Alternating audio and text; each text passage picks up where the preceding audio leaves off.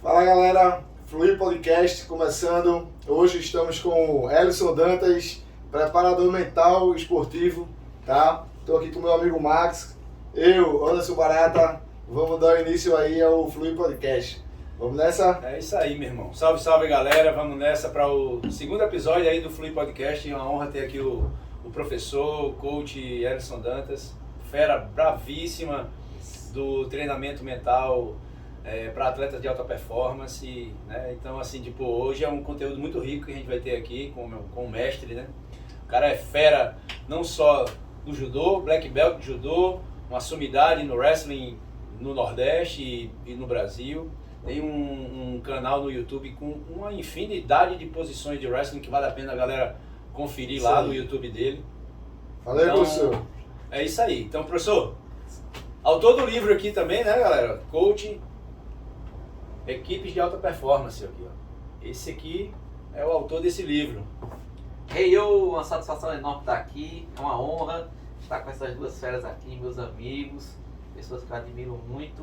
Nós vamos falar hoje sobre inteligência emocional, sobre preparação mental de atletas, uma nova carreira, o que é que os atletas fazem hoje para se preparar mentalmente. É isso aí, vamos embora. Vamos nessa, é isso aí. Então, só para dar um overview aqui, a gente já até conversou um pouco antes, né, de dar o início. A gente vai tentar aprofundar mais, né, essa questão da preparação mental, né, que é coisas que são, você estava até falando sobre habilidades, né, que é a mental, como você falou. Eu acredito que a parte física, a parte técnica, vários tipos de habilidades um atleta tem, né? Então, Sim. Acho que são coisas que a gente vai poder estar falando. Vai também falar ali sobre o alter ego, né? Falar também sobre o mantra. Eu acho que são coisas muito boas para estar falando. A experiência, vicários. Sim, interessante. Não é isso? E aí, o papo aqui, a gente vai dar a continuidade. Vamos nessa. Vamos dar o start aí, né? Então você que é atleta de jiu-jitsu, de wrestling, de judô e outras modalidades, mas o foco aqui a gente tem sempre ali para arte marcial, né, que a gente está atuando. Então é um papo que atletas que estão iniciando a carreira não podem perder, não podem deixar de assistir na íntegra, porque com certeza vai ter muito conteúdo de extrema importância para quem busca realmente alta performance e viver do esporte, né? Vamos nessa. Acho que é isso. Então, Isso aí. Quais são, professor, aí, as dificuldades, primeiro, para identificar quando o problema não é técnico e de repente é mental? Ou de repente a minha cabeça, é fácil o atleta chegar nesse ponto? Olha, primeiramente eu tenho que ter uma conversa com o atleta, mas geralmente eu identifico pela equação.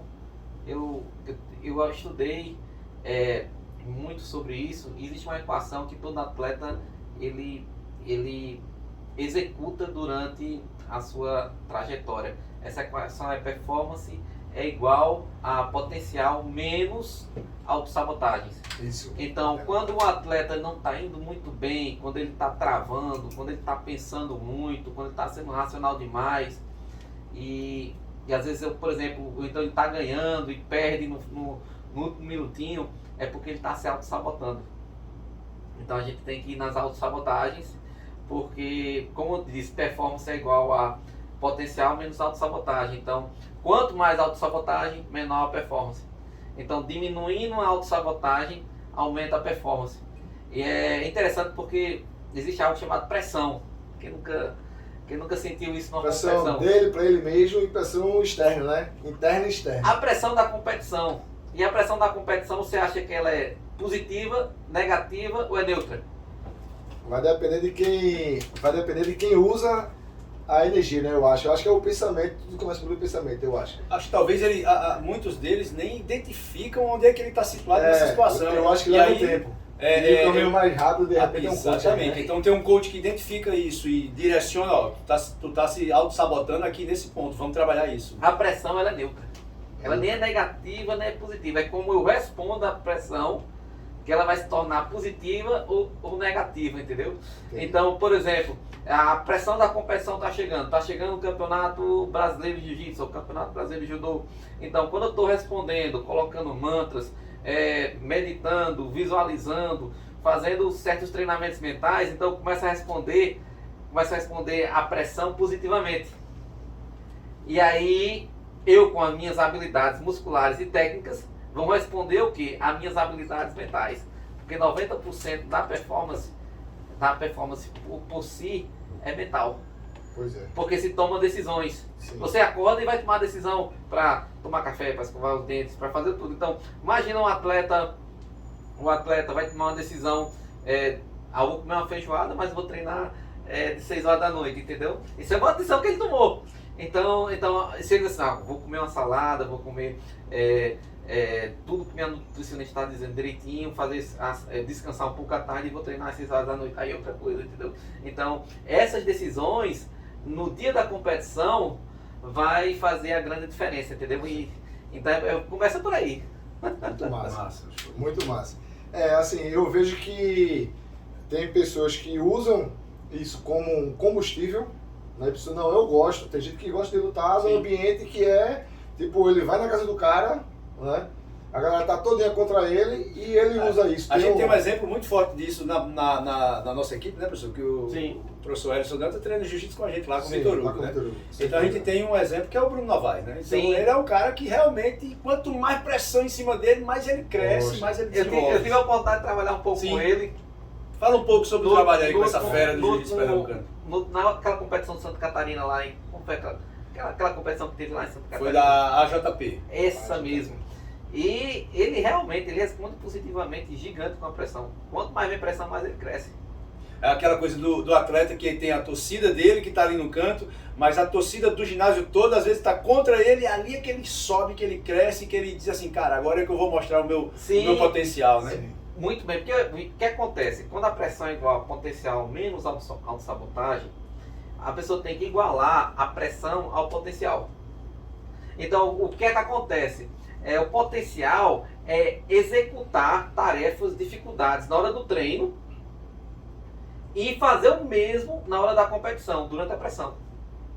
Então, quando chega a pressão, muita gente não sabe reagir, porque não sabe executar as mesmas tarefas, as mesmas dificuldades. Mas ele reconhece as autossabotagem que chega, porque eu acho que chega, né? Eu acho que ele está com um potencial grande e quando vai chegando perto de competição, ou até durante a luta, ali no dia da competição, começa a aparecer as autossabotagens que ele vai ter que, não, isso aqui eu vou assim mesmo, né? Que é questão do medo, talvez. O que acontece é o seguinte, vamos supor, existem vários tipos de autossabotagem. Por exemplo, uma autossabotagem que é comum nos jovens, aceitação social. Sim. Quando eu vou trabalhar com atletas jovens de 12, 13, 14 anos, é comum encontrar uma aceitação social. O que é isso? Ele querer se sentir aceito pela equipe, pela sociedade, pelos amigos, tá entendendo? Então, essa é a sabotagem mais comum nos atletas bem jovens, entendeu? Você perde a concentração, talvez, o foco para a competição. Porque o que acontece é o seguinte, a autossabotagem é um pensamento armadilha. Sim. Então, o que acontece? Por exemplo, quando ele foca em querer ser aceito socialmente, ele deixa de focar em executar as habilidades na dificuldade. Sim. Então é importante ele focar no processo e não no resultado. Sim.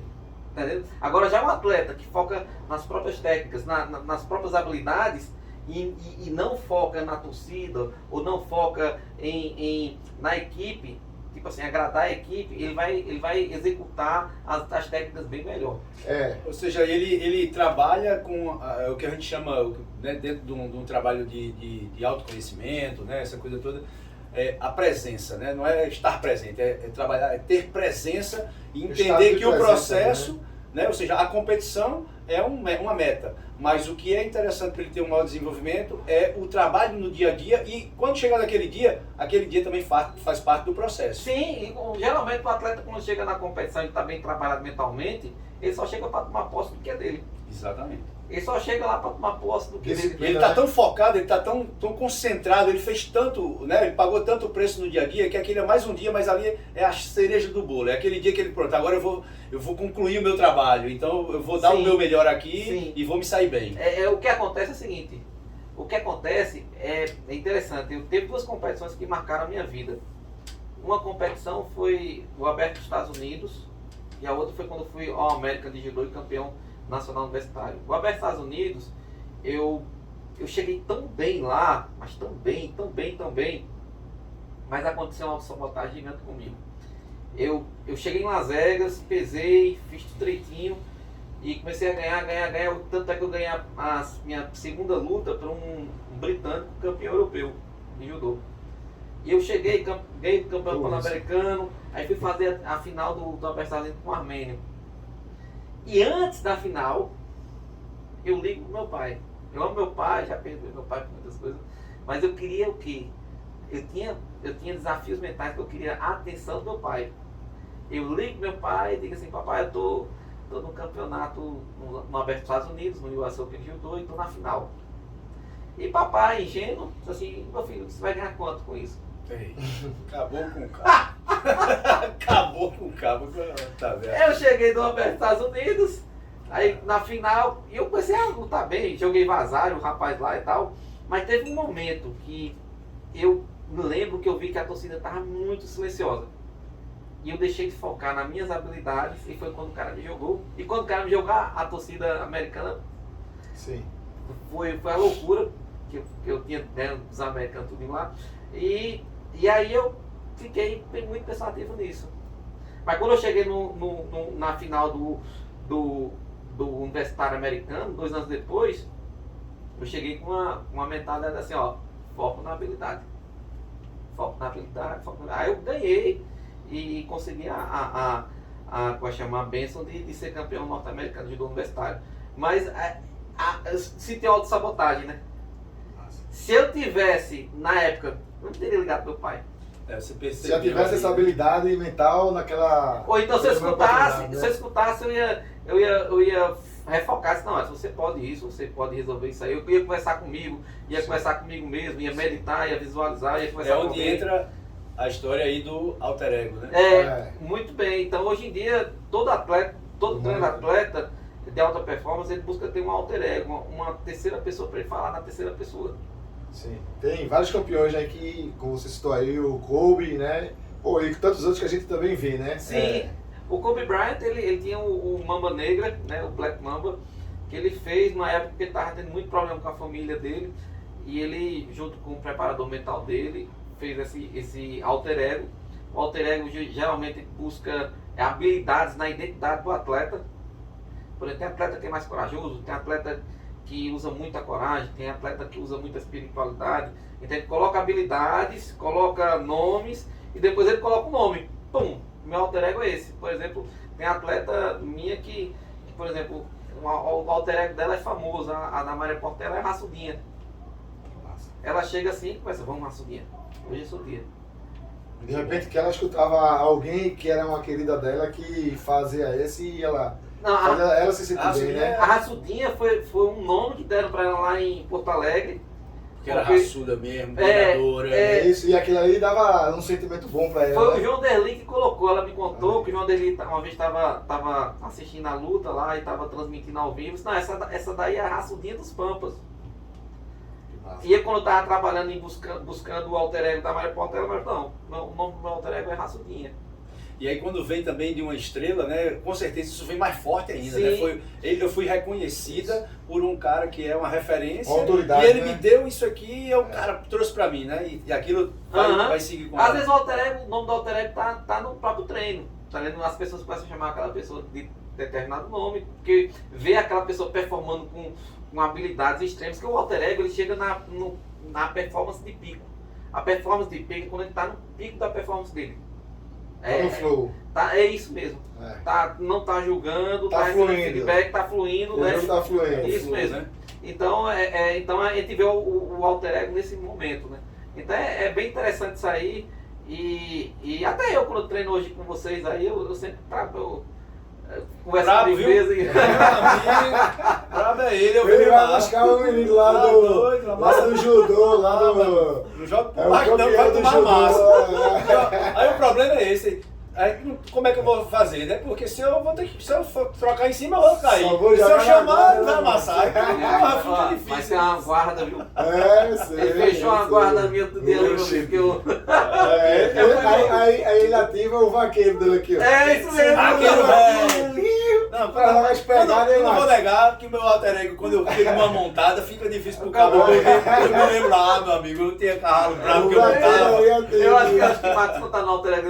Bora, Vaqueiro, bora, Vaqueiro. Vaqueiro velho. Simbora, tu derruba boi de 500 quilos, não vai estar pensando. É muito interessante, mas é isso aí. Outra coisa, todo atleta, quando ele compete, ele tem que estar feliz. Sim.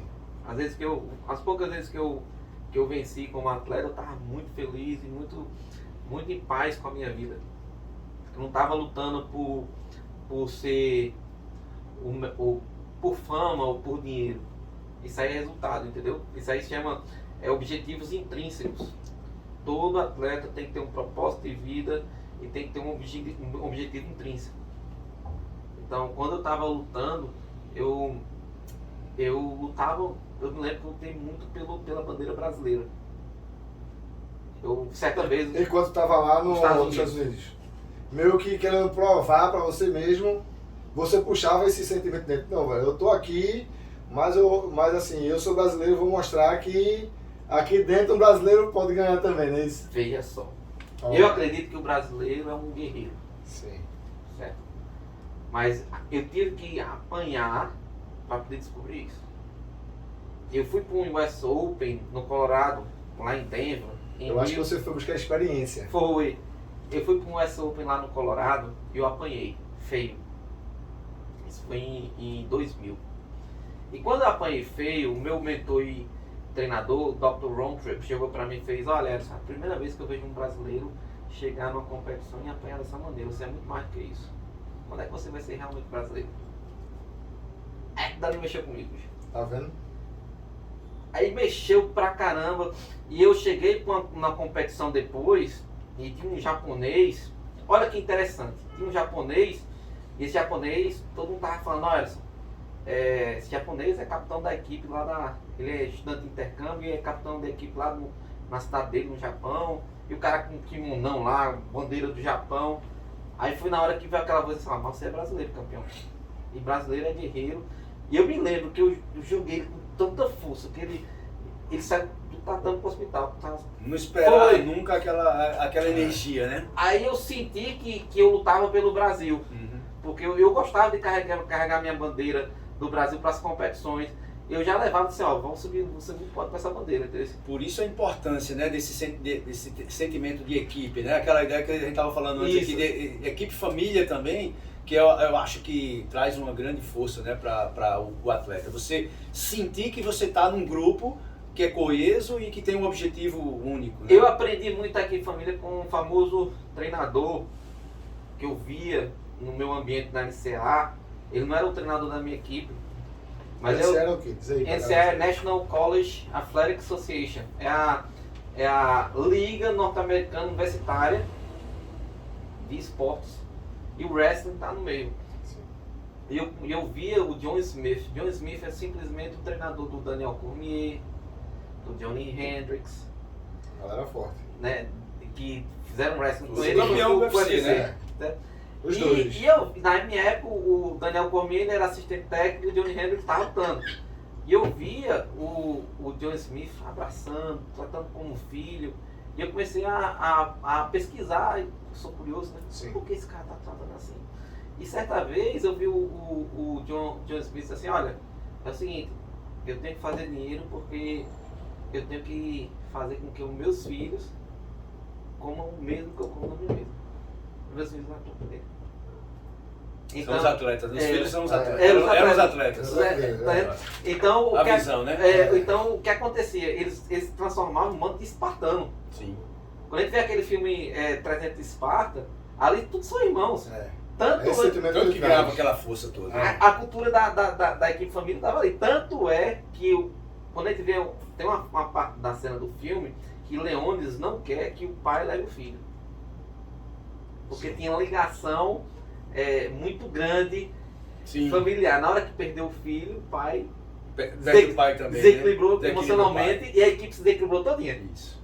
Tá entendendo? Então a importância da equipe estar forte, blindada emocionalmente é importante demais. Tá entendendo? Assim, hoje em dia eu vejo equipes blindadas fortemente emocionalmente.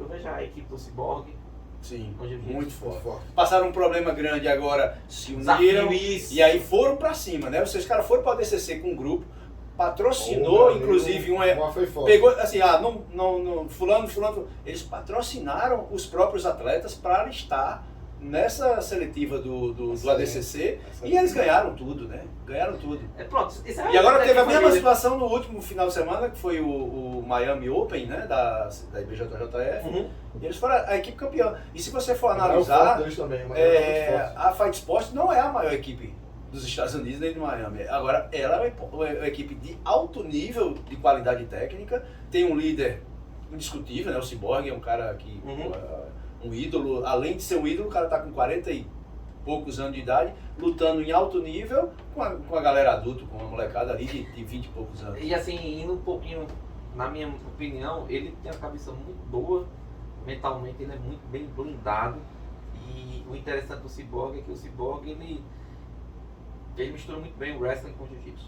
Assim, Por isso a força dele no sem kimono ali, né? Da equipe dele no sem kimono. Eles treinam muito sem kimono, muito sem Não, kimono. muito forte. Hoje em dia, na minha visão, Vários é o melhor. atletas, não é- Sim. você vai ali, vai pegar, é um time, não é uma equipe de uma estrela. É um São time de vários. estrelas. Uma né? constelação de estrelas. Exatamente. Né? Isso é importante nessa questão de equipe família. Porque o que acontece na equipe família é o seguinte: quando eu sento numa cadeira aqui, eu como preparador, como treinador, e meu atleta está do outro lado, ele está para ali para vida e morte. Sim. Então, uma ordem minha, um pensamento meu, se ele me ama, se ele está comigo para vida e morte, na hora que eu falar, ele faz. Sim. No dia a dia, ele É. confia no que você vai dizer, vai ser o melhor para ele naquele momento Exatamente. de decisão dentro de uma luta. Né? Isso porque treino muito, Todos toda os dias, hora, né? todo É um dia, processo, se né, que a gente estava conversa. falando. Assim, não só em cima do tatame, mas fora do tatame também, Sim, conversando sim. um com o outro, o que é que precisa melhorar, o que é que não precisa, né? Eu, quando eu preparei atletas... Identificando os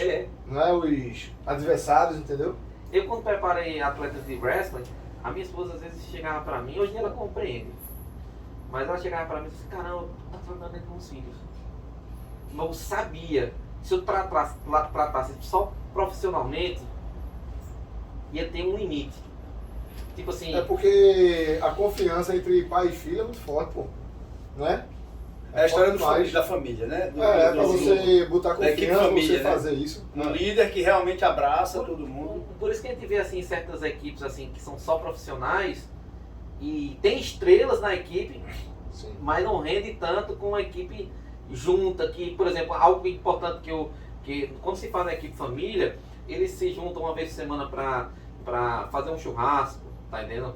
Eles se perdoam mais, eles têm uma união muito grande, tá entendendo? Existe sempre um diplomata, um atleta diplomata que une a família toda, com treino que deixa, ei rapaz, deixa isso aí pra lá, o importante é agora a gente vencer, ser a melhor do mundo, entendeu? E por aí vai. Entrando nessa, Sim, eu tenho um capítulo aqui, o capítulo 3 do seu livro, né? Diagnosticando problema na equipe. certo. Um castelo sem muralhas, tal é uma equipe sem inteligência emocional. Esse capítulo é muito interessante, eu queria que você falasse um pouco mais sobre isso, sobre, né, quais são as técnicas que são usadas para diagnosticar esses problemas, né, vamos dizer assim, que tem uma equipe para poder ela realmente ter uma alta performance, como equipe. A primeira coisa, quer solucionar um problema, identifica o problema. Certo? Identifica o problema. Eu gosto principalmente eu gosto de analisar a cultura da equipe, se for uma equipe. Certo? Se é o atleta individualmente, primeiramente eu vou com uma análise de perfil comportamental. Eu sou analista de perfil comportamental, eu pego a análise de perfil comportamental e vejo como é que ele está, como é que está o perfil comportamental dele, natural e adaptado. Então, existem 4 tipos de perfis comportamentais quando eu vou no individual, que é o sistemático, o planejador, o dominante e o influente.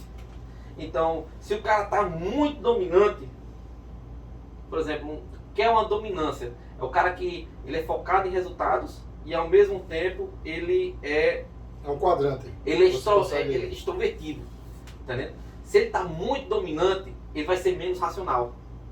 Eu tenho que equilibrar e trazer ele para ser mais racional. Agora, pode acontecer, atletas que eu já peguei, dele ser bem racional e não é emocional. Tá pensando muito na luta. Aí eu baixo mais, eu trago ele maneiras de trazer mais a racionalidade para baixo e aumentar mais o emocional. Agora tem que estar equilibrado, emocional e racional, entendeu? Então, um exemplo, um atleta que está com o emocional lá em cima é aquele atleta que explode. Explode mesmo, tá vendo? Sai dizendo palavrão, tá? Tem hora que ele se auto-saboteia essa parte A aí. autoconfiança tá no pico. Ou arrogância. Arrogância. Que a autoconfiança. Já passa da autoconfiança. Isso. Ultrapassa o limite da autoconfiança e passa a ser arrogante. Isso, tá vendo? Sim. Aí ele vai receber uma influência negativa muito grande de quando ele entra nessa Quando a vibe, pessoa né? está com a emoção lá em cima, a pessoa fica cega. Então, o que é que eu faço? Eu trago mais a razão para ele. Tá entendendo? Sim. Como visualizações, meditação, mostrando os gráficos. Ó, você tá aqui muito emocionado aqui, ó, vamos baixar mais isso aqui. Tá vendo? Trazendo a atenção plena para ele. Tá vendo? Realmente eu tô aqui. Controle de respiração, aquele livro do Rickson Gracie. Agora o Sim. de respiração. Excelente. Aquele Muito. livro é Tá na minha excelente. cabeceira, inclusive. A respiração Eu li, é a excelente essa âncora leitura. mais importante para qualquer atleta. E, coach, quando a gente tem essa mesma situação, É mas a gente está trabalhando exatamente a equipe, Sim. o foco vai como? Vai na liderança da equipe ou vai na equipe como um todo? Com certeza a liderança.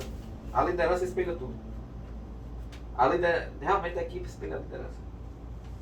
E assim, por isso que hoje em dia, assim, quando eu procuro equipes, eu primeiro quero conhecer o líder. Porque realmente aqui vai espelhar um líder. Porque se o líder não gostar de determinado comportamento de outro atleta, ele nem aceita direito. Né? E o outro atleta com o tempo vai sair, né? Tá vendo? Porque não tá naquele flow, né? Não tá... E às vezes a gente encontra também lideranças que são técnicos e competidores ao mesmo tempo, né? No jiu-jitsu tem muito isso. O líder da equipe também é competidor. Como é que faz para poder dividir essas coisas? É um processo um pouco complexo, né, professor? Porque o cara tem que estar, além de focar na equipe, ele também está ali focado em ser o competidor, né? Rapaz, é uma pergunta muito interessante, porque eu cheguei a ver isso, por exemplo, na minha época, na década de 90, eu cheguei a ver o professor Tevano, o meu professor Tevano foi na época, na década de 90, foi campeão do Nordeste de judô, ele era atleta e professor ao mesmo tempo. Ele tem que ter um monte de assistente técnico. Entendi. Porque os Tem que ter suporte, não ele dá tem para fazer que- tudo ele, só, ele né? tem que ter assistente técnico, os assistentes técnicos dá suporte para os atletas. Sim. Se ele não tiver, ele vai dividir o foco. Ele E aí quer- falha. vai. perde naturalmente um pouco vai falhar, né? Da Vai. energia que deveria ser somente para uma coisa, tá dividida, né? Algo importante na preparação mental, que é importante saber, é que É o todo mundo erra. Sim. Todo campeão erra. Quando você vê uma final entre Tá fazendo embaixo. dois campeões, quem erra menos é que vence. Sim. Mas aquela pessoa que errou menos, ela respondeu mais Maneira, né? positivamente ao erro. Valeu. Então, quem responde positivamente ao erro, mais Sim. é quem vence. Sim. Tá entendendo? Por exemplo, Ele reconhece o erro, né? É, Assim, e você ele- reconhecer o erro é evolutivo demais, mano. tem dois tempos que é importante aprender: o tempo de reset e o tempo de responder ao erro. Sim. O tempo de reset é o quê? O tempo de reset, por exemplo, eu estou competindo e tem uma pausa, eu estou muito emocionalmente lá em cima. E o árbitro dá uma pausa na luta. Sim. Existe um tempo de eu resetar aquela emoção e trazer para o racional. Sim. Pra Tem gente que perdeu recomeçar uma vez, no meio né? da luta, né? Tá entendendo? Tem gente que Eu não, me perdi que uma não vez tem nessa ideia que história. pode fazer isso. É. Tá entendendo? Então tem muito atleta, por exemplo, tem muito atleta que pode esfriar a luta de uma pessoa aproveitando essa oportunidade. brecha, Então, por exemplo, tem até um filme muito legal, o filme Às vezes o cara mete o dedo no UFC. Pá, mete o dedo no olho do cara. Cara, Tem que voltar. meu né? amigo. ele pode resetar ali tudo e começar a luta É o reset. do reset. Sim. Entendeu? Agora o tempo de reação por exemplo, quando o cara erra, E quanto tempo ele vai dar o reset? o quanto tempo ele vai responder positivamente. Sim. Certo?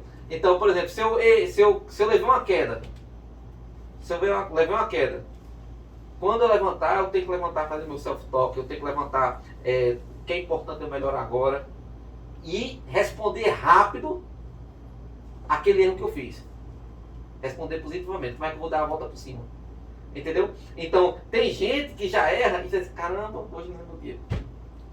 Caramba, hoje não Autossabotagem chegando. Aí ele Autossabotagem chegando. aí ele responde No meio da luta, negativo, né? Aí entendeu? o cara não tem muito...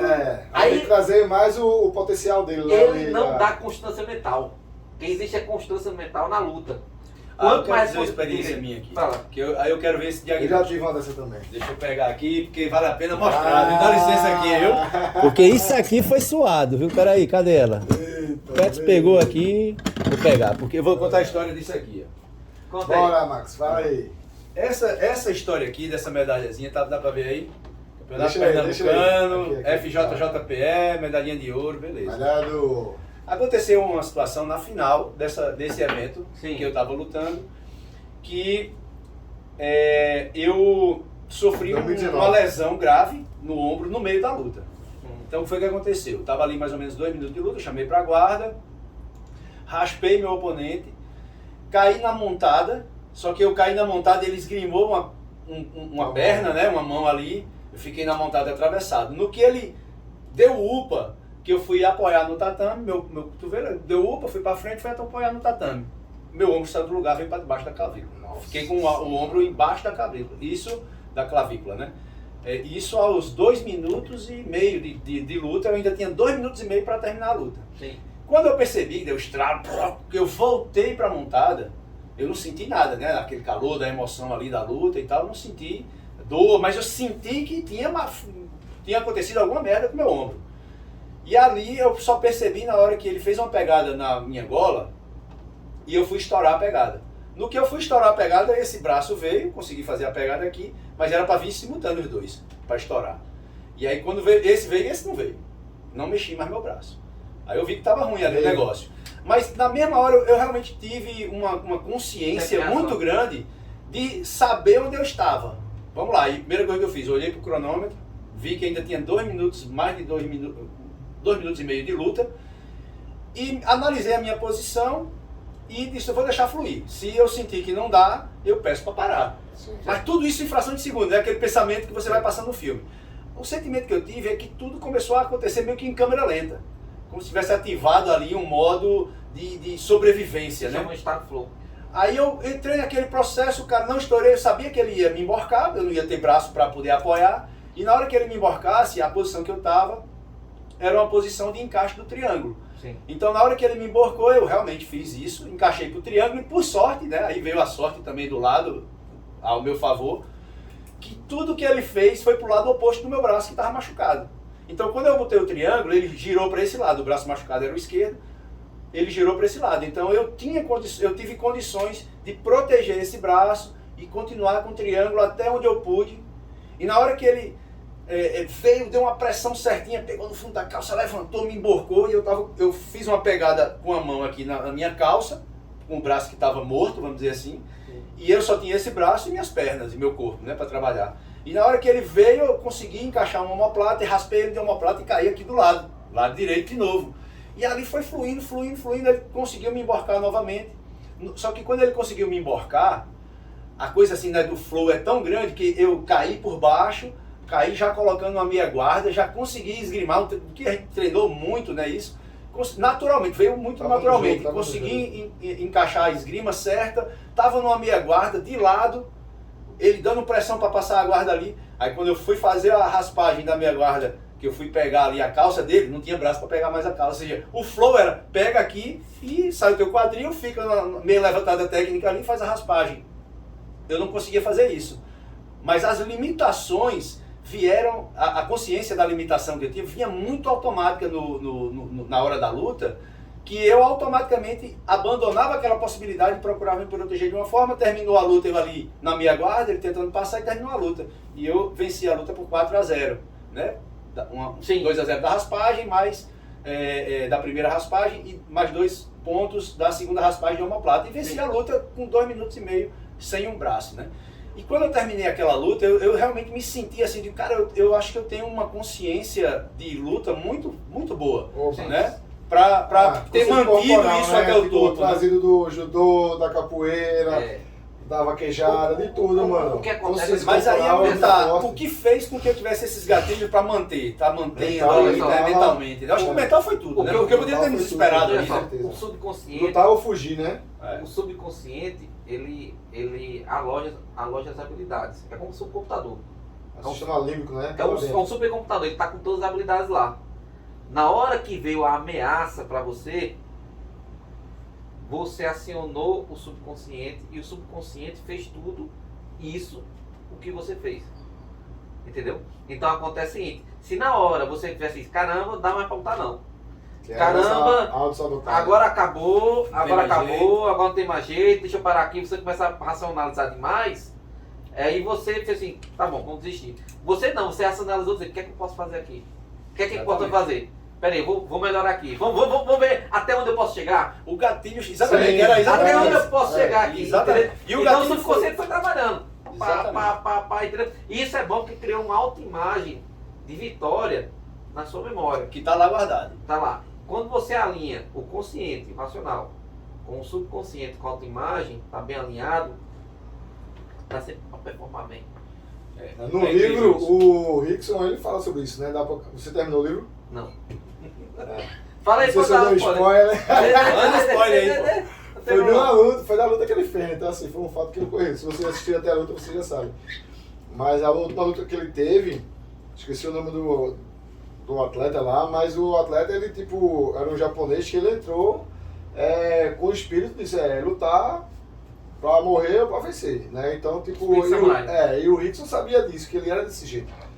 E logo, não tanto no início da luta ali, pelo que eu me recordo, mas o cara mandou uma mão nele que pegou ali, que parece que depois ele fez cirurgia, porque quebrou, ele não conseguiu ver nada por alguns segundos, talvez até minutos, que ele, quando ele viu, ele, pô, cadê? Não tô vendo nada. E tipo, ele tava ali que ninguém, se você vê, depois eu fui ver, você olha que não teve nada. Olha, Mas ele ficou ali que ele ficou veja sem só. enxergar, pô, e ele ficou inteiro, e o cara foi o cara que ele apagou e o cara ficou de olho Ó, aberto assim, ó, tá ligado? o melhor gatilho do estado flow é o gatilho de ameaça. Então, É o que aconteceu comigo, com certeza. é o gatilho de perda. É um gatilho, o cérebro ele não sabe o que é verdade, o que é mentira. Ele sente que o que acontece é o seguinte, quando se vai lutar, o cérebro pensa que aquilo ali é vida e morte. Sim. Então uma técnica que eu isso sempre que eu falo falei. para o atleta é o seguinte, se sinta grato por quem você vai lutar e diga, ó, é somente um desafio. Aí quando você fala pro subconsciente, é somente um desafio, vamos lá, eu amo desafio, então o cérebro vai para o atleta, Sim. vai para cima mesmo, entendeu? Então, veja só, por exemplo, vê como é o cérebro. Se eu estiver aqui, algumas vezes já aconteceu comigo, abro meu celular e vejo a altura gigante, que eu já tive muito medo de altura, eu começo a me tremer. Porque o meu cérebro pensa que aquela altitude lá é verdade. Entendi. Aí eu chego pro meu cérebro e digo assim, ó, isso aqui é só um vídeo, só um vídeo. Ah, sim, no vídeo que você tá assistindo ali de Tá a entendendo? galera Porque pulando. meu Rapaz, já cérebro, aconteceu meu isso cérebro comigo pensa que é verdade. Então, o cérebro, quando a gente vai lutar, o cérebro pensa que é uma ameaça, que vai morrer. Sim. É uma visualização ali, como você fala, que ele tem de... É uma luta, né? A luta nos É. primórdios, se você entra em embate, é vida ou morte. Você bem claro aqui, ó, existem estudos. É hoje. ancestralidade, né? Um universitário lá nos Estados Unidos fez o seguinte estudo. Pegou uma pessoa, colocou eletrodos no cérebro e colocou essa pessoa para contemplar o oceano. E o cérebro começou a acender em determinados locais. Depois pegou essa mesma pessoa, colocou no laboratório e colocou a mesma imagem em vídeo. O cérebro sentiu a mesma coisa. Então o cérebro ele não sabe o que é real e não sabe o que é mentira. Entendi. É só uma máquina. É. Tá entendendo? A questão é É a imagem que você joga pra dentro, né? a questão é que quando eu vou lutar com alguém, o cérebro pensa que é uma ameaça, vida e morte. Mas você visualiza aquilo que você quer. É só uma competição, é só um treino. Entendeu? Então, Você quando faz eu vou- isso todo dia. Quando eu vou treinar, isso aqui é só um treino, só uma competição. Sim. É só um desafio. E eu amo desafio. E aí Então, quando eu faço né? isso, o cérebro começa a desenvolver melhor e começa a performar melhor, entendeu? Sim, sim. E outra situação que aconteceu também com experiência minha mesmo foi minha última competição, que eu não performei bem. E ali eu acho que o que foi que aconteceu? Eu me auto-sabotei dentro de uma perspectiva de que eu estava me sentindo muito bem, estava treinando muito bem, tecnicamente eu estava bem, fisicamente eu estava bem, muito mais bem preparado do que nesse campeonato pernambucano, que eu venci com o ombro fora do lugar. Sim. Desse campeonato eu treinei 30 dias para o campeonato. E esse campeonato sul-americano, eu fiz uma preparação com a equipe que você conhece bem, Vitor Hugo, Semaías, com toda a galera que treina lá. É um treino duro e eu estava me sentindo bem. Mas eu inventei, como passava ao vivo e tal, eu disse, poxa, mas tenho que aproveitar essa mídia, né? Então, como existe a marca, né, MXA, eu preciso divulgar isso, não só ter os atletas divulgando, mas eu mesmo próprio também divulgando a marca, fazer uma publicidade disso, aproveitar esse momento para fazer uma publicidade. E comecei a divulgar isso, o horário da luta, gente, vou lutar. Comecei a fazer isso. Só que isso não é uma coisa que o meu espírito gostaria de fazer, né? Tipo assim, eu queria mesmo era chegar mais tranquilo, mais na minha vibe, fazer meu foco, minha preparação, chegar lá e lutar e acabou-se. Pronto, só isso que eu queria. É porque a performance, veja só, você mudou na sua rotina pré-performance. A performance de competição, ela é dividida em pré-performance, performance e pós-performance. Certo? A pré-performance tem as rotinas. Então, se eu estou acostumado a uma rotina de chegar com o meu fone de ouvido, fazendo meu mantra, conversando comigo mesmo, me mantendo neutralizado de interferências, certo? Então eu vou buscar performar o que eu sei, nas habilidades que eu sei. Às vezes pode acontecer de eu estar numa competição e ter oponentes com habilidades gigantes. Aí outra coisa, eu vou ter que treinar minhas habilidades para ser gigantes como os oponentes, entendeu? A questão é que você mexeu na rotina da pré-performance. Sim. Você colocou o Max vendedor. Exatamente. E não o Max lutador, atleta. Entendeu? Então dentro da performance existe também algo importante que é a pausa na performance. Que existe outras habilidades de fazer na pausa de performance, entendeu? E acabou a performance, se acabou a competição, entra no protocolo de pós-competição. Agora, se acabou a performance, você entra no protocolo de pós-performance. Tá vendo? E ficar repetindo os ciclos de protocolos de performance até finalizar a competição, entendeu? Existe o ambiente de competição, é um ambiente muito vasto, muito complexo. Eu imagino. Isso foi incrível. Muito com o emocional, né? Então você tem que subdividir, né? O que é o pré, o que é a performance e a pós-performance, para você exatamente. baixar o nível também, colocar os hábitos certos. Tem a turma fala que o Anderson Silva, quando lutou, acho que com o Vitor, se eu não me engano, ou foi com outro cara, mas eu acho que foi com o Vitor, que ele meteu logo um chutão ali que o Vitor caiu, ele ainda tava no auge ali, velho, teve que voltar. Quando voltou no camarim, ele teve que fazer um sparring ali de novo para o que eles programaram, que seria, sei lá, de 5 rounds, tá ligado? O nosso aconteceu no segundo round, ele tava ainda então, tava crescendo demais, tinha que completar o ciclo para ele começar a diminuir, né? Tem um filme muito bom agora na HBO Max, chama, como é que chama? Acho que King James, não sei. É o filme do pai da Serena e da Venus Williams. Sim, do tênis. O filme é muito interessante. No final, vou dar um spoiler aqui, a atleta de tênis, como é que chama? Experiente. Como é o nome do filme? Se eu não me engano é King James. Acho que é King James o nome. No final, a atleta espanhola, acho que é espanhola, dá um gelo na filha dele.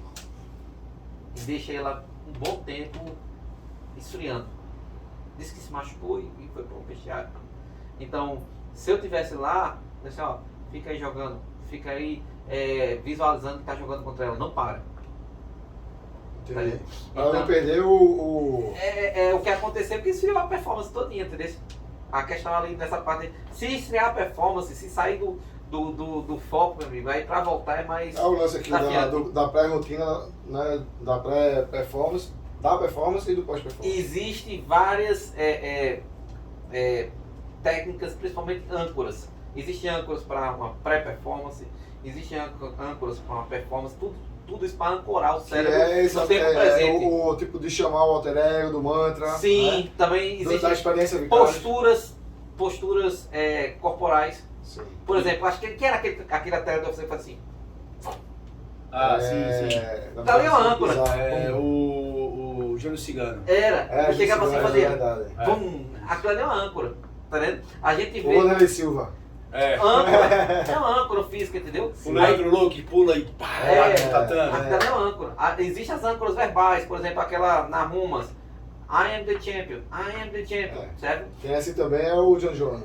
Então ele está conversando consigo, ela está conversando consigo mesma, e a experiência Vicários é justamente alguém confirmar que ela é a campeã. Sim. Quem é a campeã? Eu sou a campeã. Vai de uma outra, dá o estímulo ali, estímulo, né? né? Então o que acontece é o seguinte, ela só está dando ela só está oficializando que ela é campeã, porque ela está vendo alguém dizendo para ela que é a campeã. Imagina. E aí dependendo da pessoa que você ativa isso na pessoa, né? Você vai Imagina abrir uma... a experiência, se tivesse acontecido comigo em Las Vegas, ligo pro meu pai. Meu pai, Você é o campeão. Quem é o campeão? Porra, acabou. Porra, Não tinha pra mano. ninguém. Era o campeão, Você era. me Com arrepia certeza, agora. né? Quem é o campeão? Eu sou o campeão. É isso. Entendeu? Então isso aí mexe bastante. Outra coisa É um reforço importante. positivo ali, né? E outra coisa importante para os jovens atletas, para os pais, o esporte é para unir as famílias. Com certeza. O esporte, família aí que faz esporte, ó. O esporte é para unir as famílias. O recado aí do Altíssimo Coach aqui, O hein? pai, a Fala aí, mãe mestre. tem que fazer por amor e deixar o filho se divertir. Isso. Entendeu? Eu creio isso porque... E aí você vai formar um grande campeão para a vida, entendeu? A medalha vai ser um resultado, entendeu? Eu creio hoje em dia que o pai tem que chegar e conversar muito com o filho, abraçar e fazer o filho se sentir bem no esporte que quiser. Eu tenho trabalhado com o professor Tevando e com os filhos dele. Agora foram campeões brasileiros de judô escolar. O professor Tevando faz um trabalho lindo em termos de família com o filho dele. Sim. Entendeu? Então, Inclusive tem um deles que é competidor e está dentro do espectro, né, autista. também, que é o Miguel, maravilhoso. Rapaz, o Miguel nem parece autista. Ele luta de igual Mas para qualquer outro. Mas exatamente, ele tá dentro do espectro e aí a gente entra, isso é o tema para a porque gente trazer são também níveis, né? para São nossas níveis, né? conversões, nossas conversas. São níveis, né? É um outro tema que a gente pode abordar aqui com profissionais também, Isso, mas que isso. quem está dentro do esporte, e no caso eu tenho um enteado que é autista também, então a gente procura estudar um pouco sobre isso.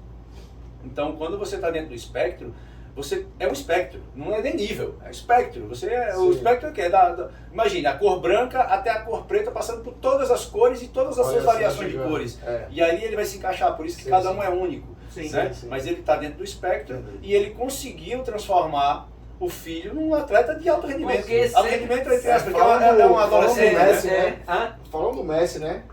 Do Messi e falando também do, não sei se do Miau, né? Tem Não, assim, tem alguém a ali gente do- não pode chegar e dizer assim, o fulano, ele é autista ou deixa de ser. Quem tem que dizer se é autista é um profissional. diagnóstico. É, É um profissional. diagnóstico profissional. Então, É. nem o Messi e nem o Miau que você colocou ali, ele pode ser uma pessoa apenas excêntrica, Sim, enfim, que tem uma forma de ser. É. Mas estar diagnosticado dentro do espectro, né, a gente está falando de autismo aqui, Sim, sim. precisa realmente de um profissional para fazer esse diagnóstico. Quando ele é diagnosticado, aí vai ser trabalhado todas as potencialidades e todas as dificuldades que essa criança ou esse adolescente tem. E aí sim, se está direcionado para o esporte, para o estudo, né? Ver as habilidades É dele, outra coisa. ver as habilidades, os E dons aí- dele. Teve um filho de um amigo nosso, Beto também conhece, que ele teve, que ele no início é uma criança nova, né? Acho que 3 anos talvez, 2, 3 anos, mas que no início meio que levou até um tempo, alguns meses, ele sendo tratado como sendo diagnosticado autista, mas depois... Mas viu ele que, foi de fato, diagnosticado? Foi por um tempo, sim. Foi, Não, por um começou a tempo ter- não. Se, tipo, você, Ele como é que foi- começa o princípio? Ele foi num psiquiatra, num Foi. médico, e o médico Sim. disse, ele é autista. Aí pronto, aí Sim. você começa a partir dali. Sim. Porque existem muitas coisas, mas fulano é meio autista. Não existe meio autista. Não. O autismo Através não da é uma pessoa que doença, né? Que ele foi tratado né, do início, sendo que Foi depois diagnosticado. foi diagnosticado e foi acompanhado, e durante o acompanhamento Isso. foi que, de fato não Então, é. o autismo, ele não tem meio, não tem, ele é ou ele não é. Olha, Ou seja, você, quando a criança, o filho, ou qualquer pessoa que seja, quando tem o diagnóstico, beleza, vamos trabalhar em cima disso, vamos continuar avaliando e você vai melhorando. O autismo não é uma doença, o autismo sim. é uma condição. Ela vai nascer autista e vai morrer autista. Agora, você vai trabalhar aqueles potenciais para que ela seja melhor inserida na Sim. sociedade, para que ela consiga ter funções, né? Ou seja, ter atividades funcionais, Sim. que são os grandes desafios. Assim- Coisas simples, que pra gente é uma coisa normal, natural de fazer, para um autista é uma dificuldade enorme, porque ele está sempre sendo bombardeado por uma série de estímulos que para nós é imperceptível, mas para ele não. Sim. Então é muito complexo o O que eu processo. acho mais importante é os pais na preparação mental de atletas jovens são os primeiros preparadores mentais do filho ou da filha, entendeu? Sim. Então, o Que vai importante- impactar em todas as habilidades, Então né? a importância do pai saber as perguntas certas, fazer as perguntas certas para o filho, de ajudar o filho, a filha a achar o propósito dele no esporte, ajudar o filho a desenvolver as habilidades no esporte, tudo isso é preparação mental, entendeu? Então eu vi isso, sou testemunha da maneira como o professor Tevano faz com os filhos dele. Eu vi assim orientando, porque eu sou o preparador mental do Rafinha e do Tevaninho, entendeu? Então o que eu posso dizer para você é que a preparação mental para os jovens também é importante e a família tem que se divertir com o esporte. Curtir o processo. Curtir o processo, tá vendo? Eu vi várias, na minha história, eu vi tanto lá em São Paulo como aqui em Pernambuco, às vezes pais frustrados porque não foram campeões, não foram disso, e colocando os filhos para nascer o que eles não foram. Pois é, esse Mas é o problema. Caramba, mentalmente aqui dali, isso é rapaz, com terrível. filha. Querer se realizar na E história tem do muitos filho, assim, né? tem Tem muitos e assim. aí muitos exerce assim. uma pressão às vezes demasiada. né? Isso, tá vendo? Muitas vezes até professor, como a gente estava falando, né? Professor e atleta, Sim. né? Que aí, tipo, aquela questão do filho, né? E aí, o que ele queria ser, ele repassar para os alunos dele, né? Nessa perspectiva aí, talvez não evolua a pessoa como atleta. Ó, existe histórias. Até como pessoa, de repente, né? Eu vi histórias na minha. Eu tô no esporte desde 87, na década de 90 aqui, eu vi histórias de atletas chegando assim para o professor Nagai, jovens e assim, eu não vou competir no Norte Nordeste não. Eu não quero, não gosto mais disso não. E o pai, você vai. Não vou. Pressão danada, né? Na frente do professor Já não Nagai, estava eu mais vi. se divertindo. Não tava É. mais, entendeu? Então, e isso acontece também na vida adulta, sabe? Um dos meus objetivos como preparador mental é chegar num atleta adulto a nível olímpico, ou a nível mundial, que eu tenho atletas que foram para a Olimpíada agora em Tóquio, é fazer com que eles se divirtam no processo. Sim. O que é se divertir no processo? É amar o que faz. Fazer com amor, entendeu? Estimular para que ele mantenha essa chama sempre acesa. Né? Sim, e isso é É um a vida, segredo, né? entendeu? Assim é a vida, né? É pra gente viver a vida todo dia na alegria, né? Porque existe uma fase, a linha de tempo do atleta, ela se estende do início de carreira da base, certo? Aí ele vai para o semiprofissional, que é universitário, estudantil. Depois ele vai para o profissional, onde ele entra na Olimpíada, no UFC. Depois ele vai para a decadência, que ele começa Como atleta. como atleta, que ele começa a fazer uma transferência, que eu também trabalho com isso, uma transferência de carreira. Sim.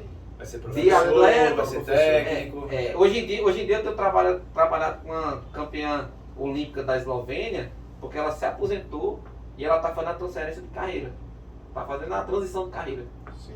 Então a transição de carreira é importante também, porque na transição de carreira, se você fizer errado, você vai entrar em depressão, você vai dizer assim, caramba, o que é que eu estou fazendo na minha vida aqui agora? Porque eu senti isso como atleta. Sim. Quando eu A finalizei, experiência que você passou, né? caramba, quando eu saí da NCA e vim aqui para o Brasil, eu senti uma diferença gigante. Eu estava num centro de treinamento de 8 milhões de dólares. E vem pra Como cá pra atleta. você começar do zero, uma Como coisa que não tem atleta, nada, é, não tem que não tem incentivo, nada. não tem nada, né? Tá entendendo? Um país que não tem essa cultura de incentivo ao esporte, Fala né? aí, Elcio, dessa experiência como trazendo, né, a sua experiência toda de lá, né, e iniciar o trabalho aqui como professor aí, né, dessa turma jovem, uma coisa que, principalmente aqui no estado, que não era tão em evidência assim até o... Eu posso dizer para você o seguinte, que foi um propósito... Pronto, a minha decisão de entrar na preparação mental aconteceu quando eu vi atletas meus altamente técnicos, muito bem tecnicamente, mas chegar na final se auto-sabotava e eu não compreendia isso. Aí eu comecei a estudar, disse, caramba, porque eu olhava o outro atleta, não tinha o nível técnico, eu como Pra vencer ele. que eu disse, caramba, esse menino não tem esse nível técnico, como é que tá ganhando esse menino? O que é isso? Aí eu comecei a estudar Mental. inteligência emocional.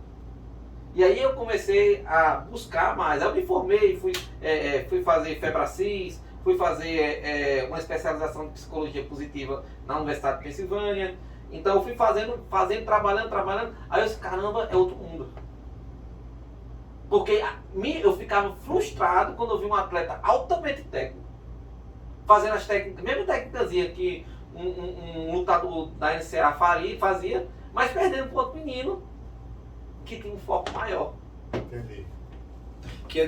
Vou só complementando aqui mais um capítulo, que é o capítulo 7 do livro, né, do seu livro aqui, né, praticando e experimentando inteligência emocional. Né? O segredo para alcançar uma autocoeficiente de inteligência coletiva é a harmonia social. Daniel Coleman. Sim. Enfim, vou botar aqui até o livro para fora, que é a sua merchandisezinha. Mas é isso que a gente está falando, né? Sobre inteligência emocional, como lidar com essa situação de inteligência emocional. Imagina eu estar num dia estressante, estou pronto para viajar para São Paulo, sabe? Um dia que eu vou viajar, e geralmente no dia que você vai viajar e você é uma pessoa muito ocupada, o estresse é grande, você está preocupado com passagem, com avião, sim. deixar tudo certo em casa para viajar para São Paulo. Mas quando eu estou indo dirigir para minha casa, uma jovem que está no celular, que eu vejo, bate no meu carro. Potencializou o estresse, né, que já existia. Aí se eu sair do carro dizendo um monte de coisa com ela, mas rapaz, porque tu fosse mesmo lá, mas rapaz, eu vou processar você, eu vou fazer aqui. Cadê minha inteligência emocional? Foi pro espaço. A questão é, mas se eu saio do carro e chego assim, ó, bom dia, respiro umas 3 vezes antes, né? Respiro, Sim. conversando no carro, tem calma. Fazer aquela meditaçãozinha breve. Eu vou identificar primeiro a situação. Eu identifico essa caramba, a situação é assim. Tá bom, vamos. Aí eu vou tirar o meu melhor e vou tirar o melhor daquela pessoa que está no carro ali apavorada, porque bateu no meu carro. Às vezes acontece, né? De você descer naquela condição que a pessoa tá mais do que você. Aí eu respiro Baixa profundo, bom dia, boa tarde, ó, tu tem seguro, como é que ele vai fazer, tal. Você sabe que aquilo dali Te é acalma material, aí, né? vamos acertar isso aqui, vai dar tudo certo, a pessoa já baixa. Aí isso é a inteligência emocional, tirar o meu melhor e tirar o melhor da pessoa que está do outro lado. Então, um grande treinador de qualquer equipe de jiu-jitsu ou de judô de wrestling, ele tira o melhor dele e ele se comunica com a equipe e tira o melhor da equipe. Sim. Aí isso é inteligência emocional. E ele identifica também quem está precisando de um trabalho mais efetivo ali, né? Sobre essa questão da Os inteligência melhores- emocional. trabalho aí, né? Os melhores treinadores, ele vai no indivíduo. Uhum. Ele descobre cada um, a personalidade de cada um e chama no canto. Sim. Tá entendendo? Ele chega no canto, ó. Ei, rapaz, vamos fazer assim. Ei, fulano, vamos fazer assim. Ah, rapaz, José é daquele jeito. Deixa ele quieto ali, tal. Tá entendendo? Aí chama o José e conversa. Tá Lembra Isso aí do- tá emocionado desse. Eu falei com você sobre o Xande Ribeiro, né? Sim. E aí que ele treina, né? Treinou o professor aí de um atleta que foi lá da academia que é descendente lá do Bruce Lee, né? Sim. Como se fosse. E aí ele fala exatamente isso, que nas anotações do Bruce Lee, que ele desvendaram é que o Bruce Lee extraía o melhor de cada aluno, né? E aí foi o que o Xande disse que viu, né, que tinha, que ele fazia também do mesmo. Ele via que tinha um aluno dele, que era bom, vamos dizer, para a meia guarda. Aí ele explorava mais aqui na para a meia guarda do aluno. E aí ele via que tinha um outro aluno que tinha umas pernas grandes, que era muito boa de guarda aberta, então ele explorava a guarda aberta lá para o aluno dele. E aí um outro aluno que era bom de passagem, ele especificava o treino para aquele dali. E quando ele ia lutar, que ele ia lutar com as pessoas que tinham uma especialidade, vamos dizer, se fosse de guarda aberta, se fosse passagem, aí ele chamava aquela pessoa para treinar lá com ele. Então ele disse, vem cá, vamos treinar comigo aqui, que o cara que eu vou lutar, ele é assim, assado. Ele pum, e ele potencializava, né? E eu concordo, o que acontece às vezes, realmente ele identificou o quê? As possibilidades e as habilidades do aluno. Pessoal, vamos trabalhar essas habilidades aqui. É a mesma coisa chegar pra mim e dizer assim, ó, vamos trabalhar a guarda tal, mas eu faço perninha curtinha. Pois é, exatamente. Não dá. Ele sabe que eu gosto de passar a guarda. Aí vai trabalhar Pela agora base que é de judô, de wrestling, vai fazer o que ele tanto tempo de costa no chão, né? Eu vou deixar aqui guardado. Quem me ensinou a passar a guarda foi Sérgio Nagai. Aí, Sérgio Nagai. judoca. Sérgio Nagai. Exime me ensinou judoca, bastante a né? passar Faixa guarda. preta de judô. Ele não é double jiu-jitsu black que eu não, sei. ele é black belt de jiu-jitsu e faixa coral de judô. Né? Ou seja, Outro nível, outro nível. Então é isso, inteligência emocional é isso, tá entendendo? Então é o quanto você se comunica consigo mesmo e tira o melhor e se comunica com a outra pessoa. E os grandes fazem isso muito bem. Sim, Né? excelente. No esporte, eu sempre não gostei muito da última performance, mas a performance de 2002 de Filipão como treinador, Sim, caramba, foi. excelente. 2002 Foi o pico, né? foi o pico, bicho. É, Assim, eu excelente. não quero entrar em detalhes da última, mas eu amo ele ainda, sou fã dele. Deve ter acontecido alguma coisa que eu não sei, mas ele, pra mim, foi um dos maiores treinadores de tirar o melhor da seleção brasileira. Assim como foi, assim, né? Pô, também fica mais fácil falar, mas os campeões ali de 94, né? Também, Parreira tirou o melhor. Parreira tirou o melhor de todo mundo. Tirou o melhor dele, tirou o melhor de todo mundo, né? Concordo, É. concordo. E outra coisa, o Parreira, ele tinha o estilo dele de ser muito sistemático e planejador, e ele, ó, se quiser, a gente ganha só nos pênaltis. Sim. Ele não tem aquela coisa de se cobrar, vamos ganhar no gol, vamos ganhar. Ele deu o melhor dele no que ele sabia. E ele era muito estratégico, né? Sim. Entendeu? Então, já o Filipão não, o Filipão ele conseguiu extrair o melhor. E o interessante é que o Filipão, ele teve tomar uma decisão, todo líder toma decisões difíceis. E muitas vezes tem que tomar decisões de, às vezes cortar um atleta, às vezes não receber um atleta. E o Filipão, em 2002, ele tomou a decisão de não querer o Romário. Pesou, né? Rapaz, eu acho que foi um exemplo de liderança gigante. E liderança tem a ver com inteligência emocional. Sim. Tá? Então, quando ele liderou, disse assim, ó, não vou levar o Romário, que um herói nosso, rapaz, aquilo ali foi um exemplo Ele de... sabia as pressões que ia sofrer após essa decisão, né? E visão. Se eu ganhar, vamos dar bem. Agora, se eu perder... Exatamente. Né? Então, liderança tem muito a ver com inteligência emocional, porque liderança, isso é um valor meu, certo? Eu aprendi até muito com o Sensei Macaqueba, foi um sensei que eu tive lá em São Paulo. Ele assim, pode errar, mas não pode mentir. Mentir nunca, né? Pode errar, mas não pode mentir. Eu posso errar, mas eu vou dizer a verdade. Sim, verdade sempre. E o que acontece é que os maiores líderes, eles são verdadeiros e dizem a verdade. Porque a mentira na liderança compromete a credibilidade da liderança. Então, se eu sou um líder... Acho que até pela energia que a mentira traz. Eu acho que tem muito isso de energia, de vibração, sabe? Imagina um líder mentindo e meus liderados vendo eu mentir. Sabendo que aquilo ali não é verdadeiro, né? Pois Meu líder, então meus liderados também vão mentir pra mim. Não tem mais liderança. O fluxo perde Não fluxo. tem mais respeito, lealdade, quebra-se um bocado de Você paradigma. entra no flow com mentira, não tem. Não Porque tem condições. a mentira gera muito julgamento. E no flow, quando se faz flow, primeiro a habilidade tem que se encontrar com o desafio.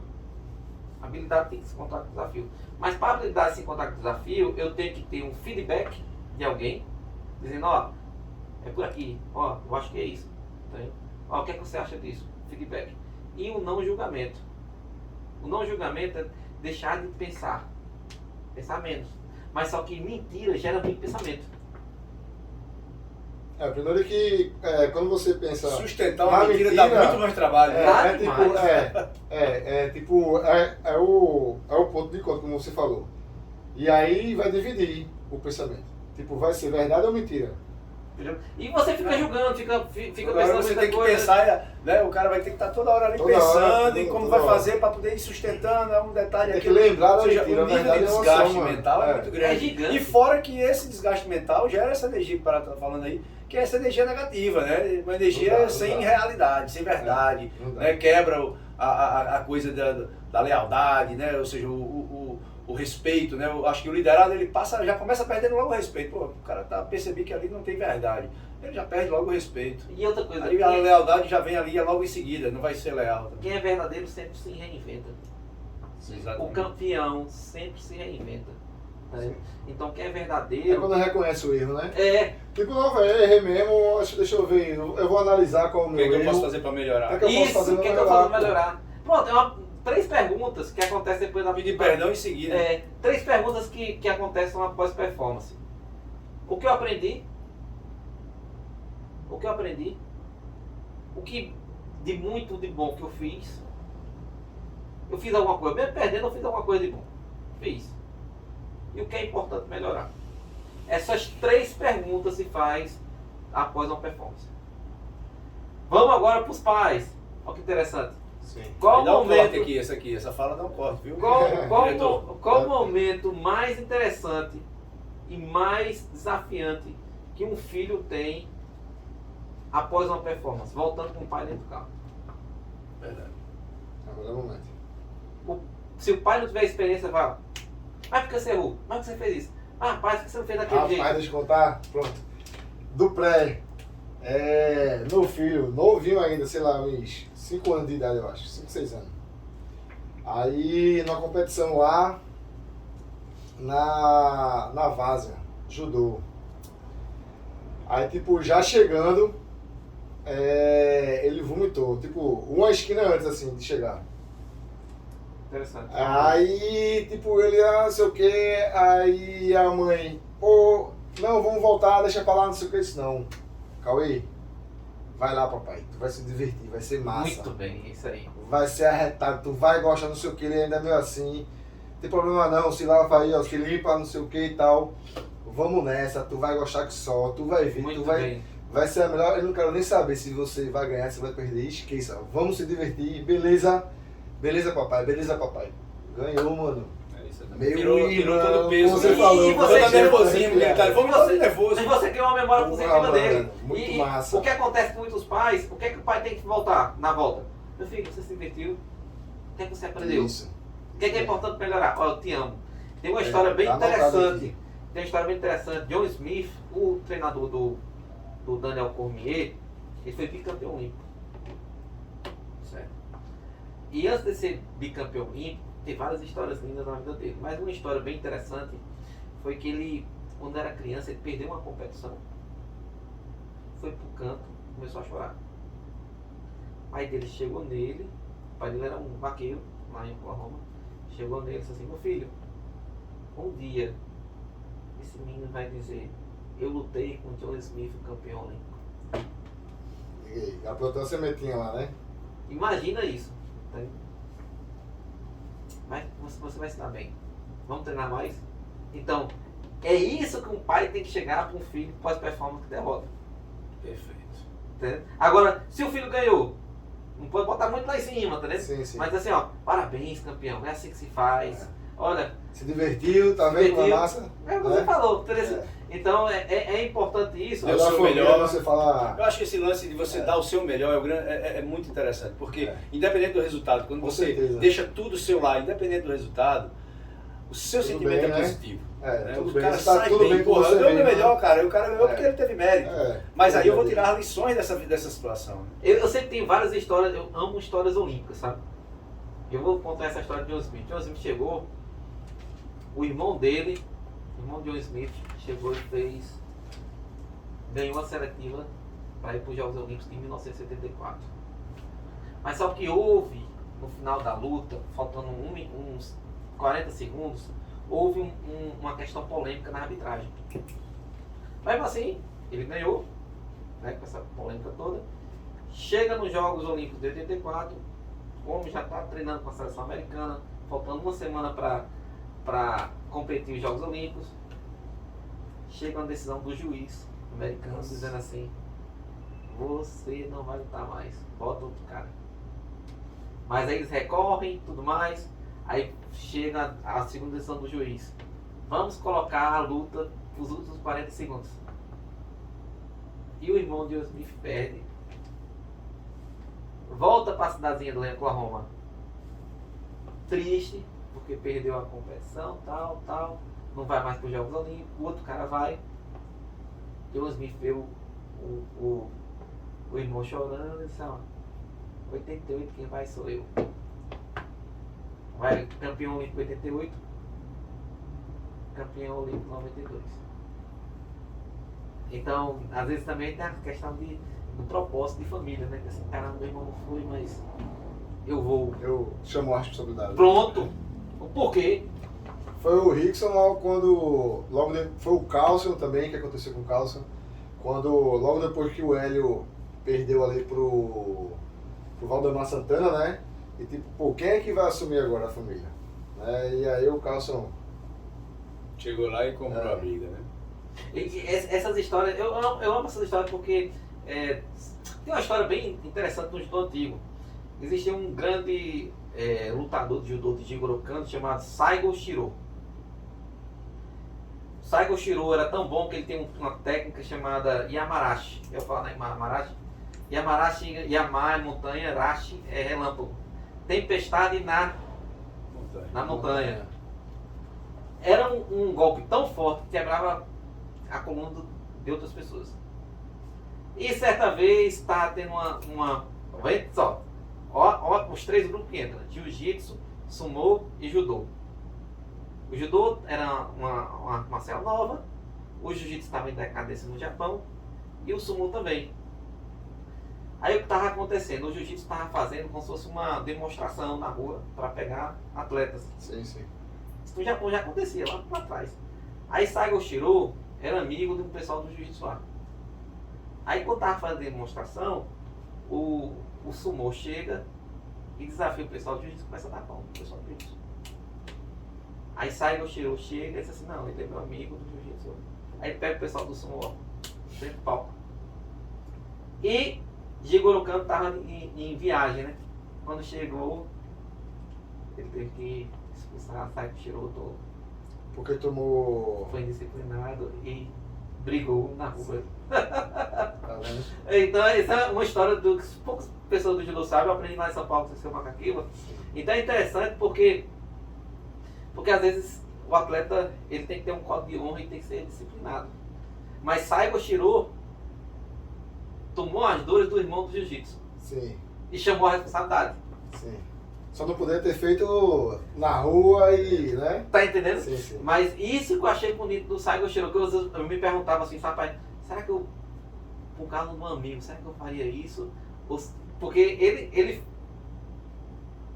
eu acho que foi um dilema muito grande para Jigoro Kano. Sim, então, por várias leituras que eu já vi, né, o que é dito é que o Jigoro Kano, ele meio que aprendeu uma linhagem do jiu-jitsu, que era mais ampla, né, e pela decadência que estava acontecendo no jiu-jitsu, por muita questão de chave de joelho, chave de pé, muita coisa que era proibida, que machucava a galera. Hoje eu tenho essa visão. Sim. Né? A turma, machucado, quando vai voltar, não volta no gás, volta tudo cabreiro. E a turma treinava daquele jeito, né? Então quando voltava, machucava de novo, a turma falou assim, não vou voltar nada, mano. Então acho que eu volto, eu me quebro aqui de novo, passo mais 6 meses para me ajeitar. E aí começou a faltar treino pra galera, e aí o Jigoro Kano viu essa situação, talvez numa transição dessa, e fez, bicho, vou botar outra coisa aqui que não tenha torção, para que a gente consiga evoluir como luta e consiga espalhar o que de fato dá para ter disciplina, sem se machucar e tudo mais. A né? disciplina tem tudo a ver com inteligência emocional. Exatamente. Tanto é que o que eu vejo assim, da arte marcial, o verdadeiro ponto principal da arte marcial é a inteligência emocional. Nós praticamos judô, jiu-jitsu, wrestling, para ter equilíbrio emocional. É bom demais, exatamente, Alisson. É para ter equilíbrio emocional, tá entendendo? Para se controlar emocionalmente. Aquilo que eu falo, de confiança, né? Tudo que não é para bater em tá, ninguém, né? não é para... Segurança, você tá bem com você mesmo, para você se controlar, né? E a gente apanhar de um homem. Se o cara tem um ego grande, é horrível. É horrível. Exatamente. E tem muita gente que não treina. Eu digo isso porque quando eu apanho, eu digo. Fica triste no canto. Eu chego assim quando Quem eu. leva aquele amasso, né, Max? Hoje em dia, Que amasso, eu- né? Aí você volta, o cara fica Ei, pensando. Petros? Apanho todo dia. Isso é bom demais pra inteligência emocional. É, Ontem eu é. mandei aqui, mestre Bruno Novaes, me deu uma máscara. Me deu uma máscara. Ele não tem pena não. Não tem Ele nada me a ver. deu uma máscara assim, ó. Eu saí com o ego lá embaixo. É, E dá aí- uma maciada. Dá uma maciadazinha, Tá, né? é Pra baixar. importante. Você chegar e apanhar. apanhar de alguém no É. treino é importantíssimo pra você. É. Porque se você tiver um ego muito grande, você não volta mais não. Sim, sim. Entendeu? É. E quando eu vejo. Mas é bom que É. você vá, assim, não só pra você, em termos do aprendizado do jiu-jitsu, mas você lá fora, pô. Porque na vida fora jiu-jitsu, na vida mesmo, quando você apanha, como é que você vai refletir sobre esse, pô? Vai apanhar na você- rua, é apanhar da da vida, né? situação, você querer É um evitar desafio da vida. perda vê, financeira, uma nada mais presa. assim, nada mais é um rola entre a gente, nada mais é como se fosse do que você estava falando, de um desafio, de uma vida que você vai ter, sei lá, no seu trabalho, você chegou a uma atividade nova para você desempenhar, você de repente trabalha com alguma coisa, você tem uma possibilidade de pegar um novo cargo que vai ter novos desafios, né? E tipo, é como se fosse um desafio novo, você vai rolar um cara que você não conhece, como se fosse uma competição. E aí, pô, é um desafio, né? Você vai levar isso como? Pô, então eu vou ter que aprender esse novo desafio, né? E se você, como emprego, você tem um novo desafio e você bate, você não reconhece que você precisa melhorar, e né, tem erro ali para você juntar ali o cimento, como eu falei da outra vez, juntar um cimentinho ali, pô, aqui eu preciso melhorar isso. Então, ajeitei, peguei essa habilidade. Comecei a evoluir nessa habilidade e, bicho, você vai evoluir na sua vida profissional, na sua vida do jiu-jitsu, como é nas lutas do jiu-jitsu Mas é também, aquela né? coisa, né? Aquela máxima que tem muito no jiu-jitsu, né? Que a gente nunca perde, né? A gente sempre aprende, né? Isso mesmo, sempre, Então, sempre isso aprende. quando você traz essa lição para dentro de si, interioriza, que não adianta também você ficar só nas fases de Facebook, de Instagram, não. É. Você tem que interiorizar, sentir aquela dor e ali naquela ferida você martelar para que você aprenda realmente que é tirar lições das situações difíceis. Isso. Então, tirar lições de situações difíceis não é algo fácil.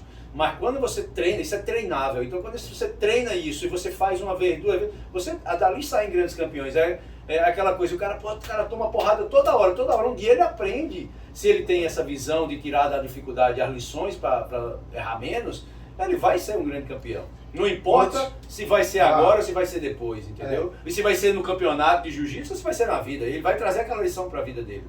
Com esse tempo todo aí, né, que eu tenho de jiu-jitsu, eu não fui muito de competição, de estar competindo, mas eu ia muito, fazia foto, fazia registro e tudo mais, né? E eu via quantas pessoas iam, que permaneciam, não é? Perseveravam e chegava, tipo, depois de tantas competições sem ganhar, daqui a pouco começou a ganhar e foi. O próprio exemplo de Bruno Novaes, a gente sabe que ele até a faixa roxa, ele disse, rapaz, a faixa roxa eu só fazia perder. Exatamente. Mas eu nunca desisti. Eu perdia, mas eu estava lá na outra Diversos competição. outros que eu via também, Eu perdia, sabe, mas eu estava lá. Até o dia que a chave virou. E daqui a pouco o cara se tornou esse cara que a gente está falando aqui, que tem uma força, né, mental, uma confiança tão grande, que ele chega e ele vai dar o show dele e normalmente ganha. Ela tá lá no país, que vai aquela galera, eu acho que em Abu Dhabi, né? Que a turma chega lá e tal. A Priscila, Assunção, né? Ela lá competindo, recentemente ela foi campeã na competição lá, disse, pô, finalmente eu ganhei, velho, vai tipo, finalmente, Pra chegar ali, você né, sabe quantas vezes ralou muito. ela tentou Não até desistiu, chegar, né? não desistiu, velho, exatamente. Eu sempre fui, no começo era muito, quem me vê treinando hoje, eu lutando, quem me viu no meu ápice, lá em 2001, 2004, eu antes disso era muito desagitado. O Sérgio Nagai, se você conversar com o Sérgio Nagai, você já vai. Agora eu era o melhor corredor. O pessoal da Nagai dizia pra mim, vai fazer atletismo. Eu era o melhor do chão. Vários campeonatos pernambucanos aqui eu venci, ganhando de gente grande no chão. E muita gente chegava pra mim e dizia assim, ó, cuidado com, chamava eu de matuto. Matuto enganei. Não vai com matuto no chão não. E teve um tempo que meu pai chegou pra mim e disse assim, meu filho, tu não tem golpe não. Não derruba ninguém quando fez Foi. assim, né? Você quer saber de dar a chave de braço, estrangulamento no chão? Eu não tinha. Aí eu fui pra Miami, treinei, competi em Miami, perdi 95. Fiz um treinamento de campo lá e aprendi um bombeiro, um Kata-Otoshi, com um russo. Aí cheguei aqui e surpreendi todo mundo com esse Kata-Otoshi. E Sérgio Nagai, bem tradicional japonês, que não gostava de judo europeu, dizia assim pra mim, Edson, não muda essa técnica, eu não treino, né? Aí certa vez eu fui para um campeonato escolar, e eu estava pelo colégio atual, e Sérgio Nagai, meu treinador, aí fez, ó, tem aquela técnica doida, faz ela. Que era Vai lá que vai dar certo. E deu certo, Vai deu dar certo. Ele explorou o seu potencial.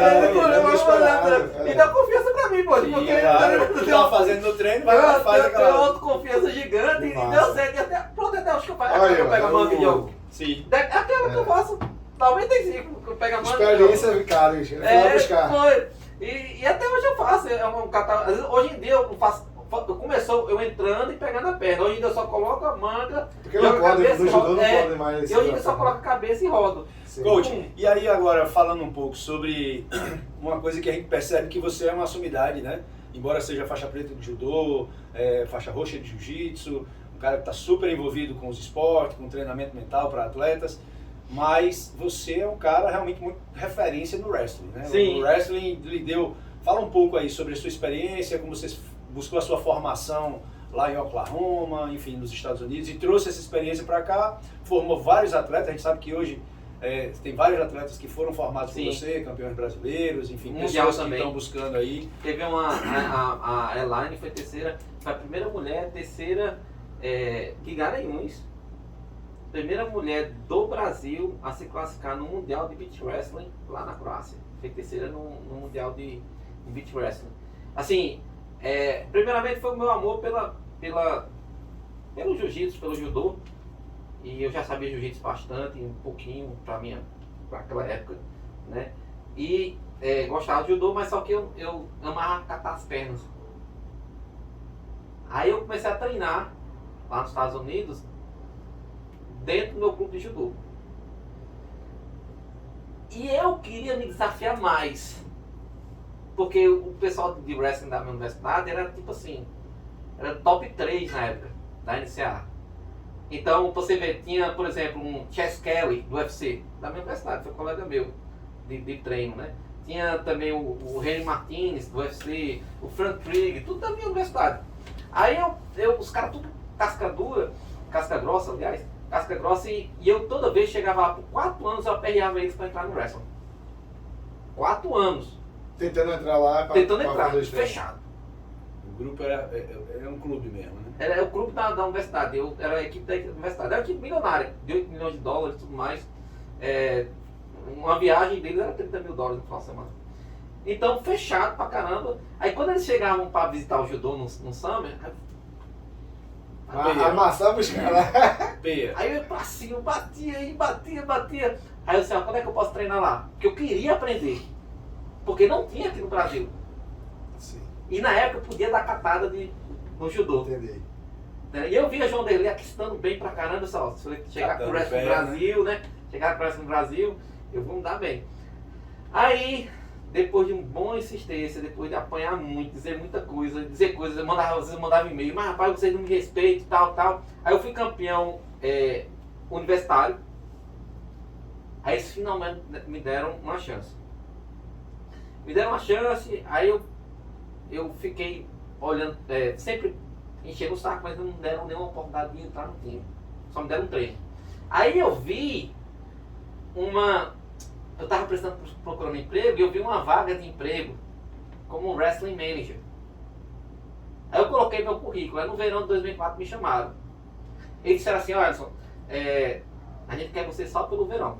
Quando acabar o verão, você vai sair, porque vai chegar o manager que tá assumindo. Aí, meu amigo, eu vou dar o meu melhor aqui, tudo que chegar, acabar o verão aqui, o pessoal vai dizer assim, eu quero o brasileiro aqui. Sim.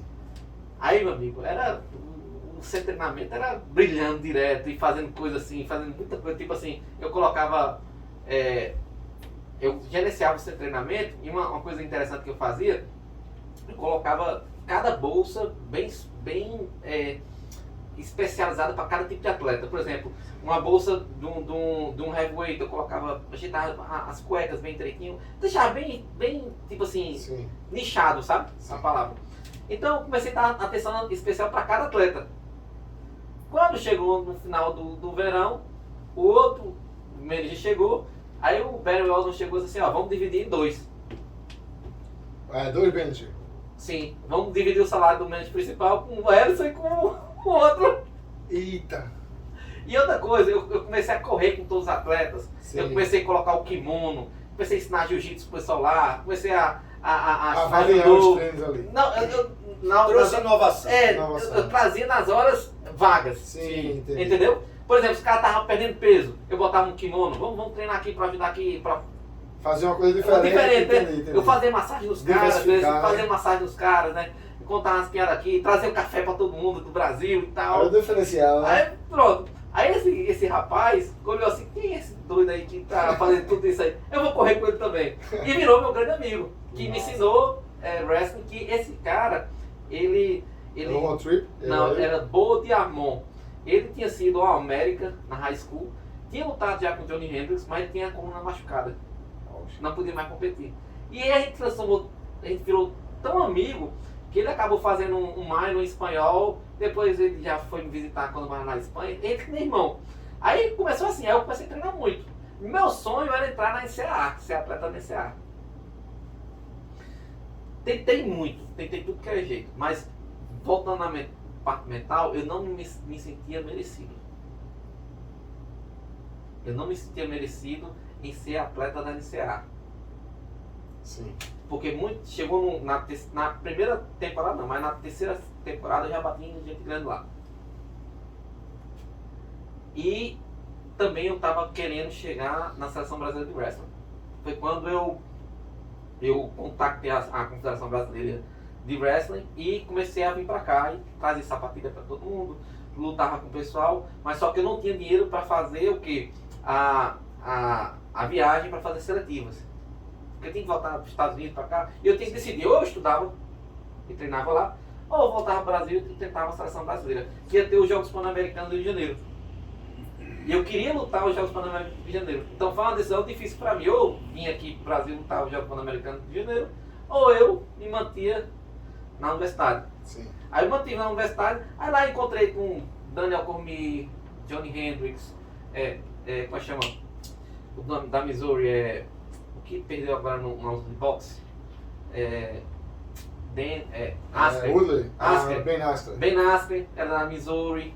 Tinha muita gente da minha época, gigantes do wrestling que foram pro UFC e aprendi muito. Depois voltei pra cá, comecei a fazer o wrestling base e a seleção americana me chamou, por eu ter feito meu trabalho lá nos Estados Unidos e conhecer muita gente forte, me chamou para toda vez que tem competições aqui na América do Sul eu liderar a seleção americana. Aí com isso abriu novas portas, eu comecei a conhecer um A Jordan seleção Rose americana, de né? wrestling. Eu sou o team leader da seleção americana de wrestling. Teve uma competição lá no Círculo Militar que foi vocês que Foi no organizaram e americano. tudo mais, não foi? Foi. E foi ali que a seleção americana me chamou.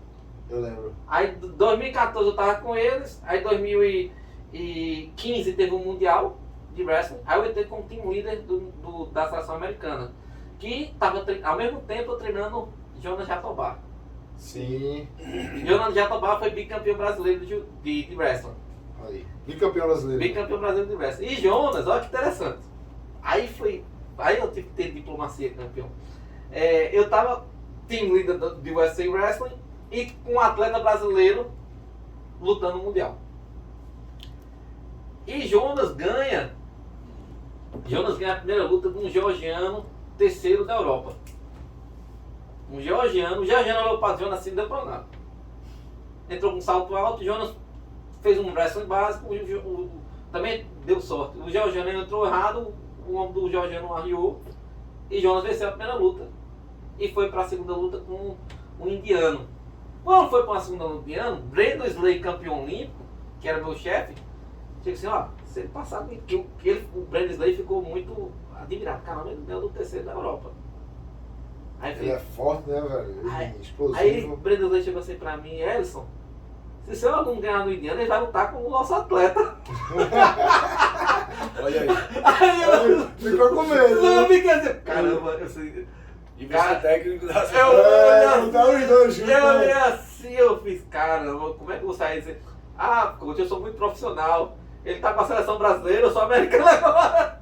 Mas por dentro, Porra, Meu amigo, passar para isso aí foi difícil. por né? dentro eu tava assim, caramba, vai lá, Jonas. Aí o Jonas perdeu pro indiano, o indiano ganhou do americano. Depois o indiano perdeu uma semifinal pro iraniano, o iraniano foi pra final e Jonas subiu pra sétimo do mundo. Isso 20 países, cada um com seu Isso foi no Mundial. Mundial Júnior. Júnior. Foi uma competição pré-olímpica para os Jogos Olímpicos. Nossa. Foi um evento teste. Esse foi o primeiro evento do Jonas, não? Não, o Jonas já tinha lutado no Campeonato Brasileiro, foi o primeiro internacional de wrestling. Mas mesmo assim ele fez muito bem. Acho que ninguém no Brasil fez o que o Jonas fez. Na categoria Júnior. No masculino de estilo livre. Aí veio o Airline. Ele fez a primeira luta, aí ele não ganhou a segunda vez, não. Não, a segunda luta não ganhou não. Mas saiu puxando ele, né? Entendi, Aí ficou em sim. sétimo. E veio a Airline, uma grande atleta minha, grande amiga agora também, amiga minha, da minha esposa. E Elaine por um bom tempo era a terceira do Brasil no wrestling, na categoria sênior. Isso assim, do feminino, assim, estatisticamente, ser terceira do Brasil por 5, 6 anos seguidos, meu amigo, no wrestling não é pra qualquer um não, no feminino principalmente. Aí Elaine foi campeã brasileira de beach wrestling.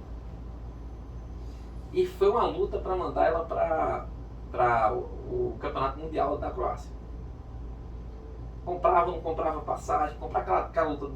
E apoio, quem que A dá? confederação não quis bancar a Line, que não acreditava em Line. Não quer acreditar, a pessoa tá habilitada, mas... Escuta a história.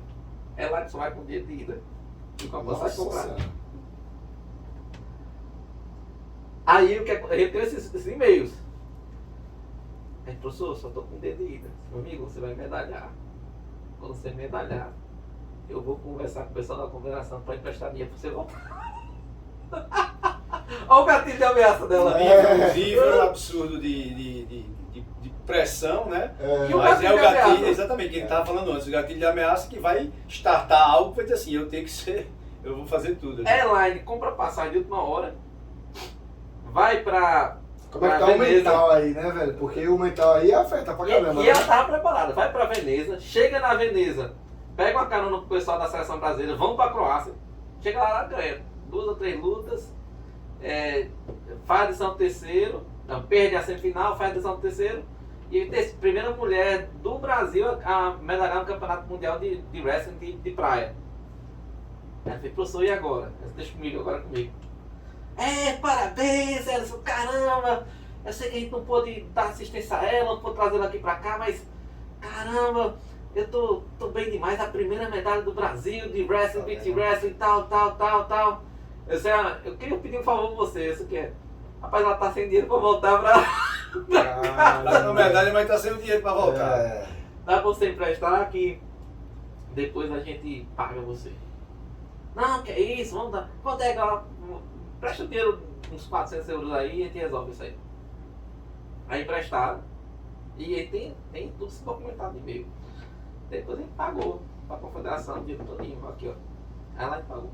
Pá. Tá vendo? Então é uma história bem bonita e a Line, tipo assim, é uma das maiores representantes. Muita gente não sabe, mas no wrestling, principalmente aqui em Pernambuco, de Garanhuns, rapaz. Sim, bom.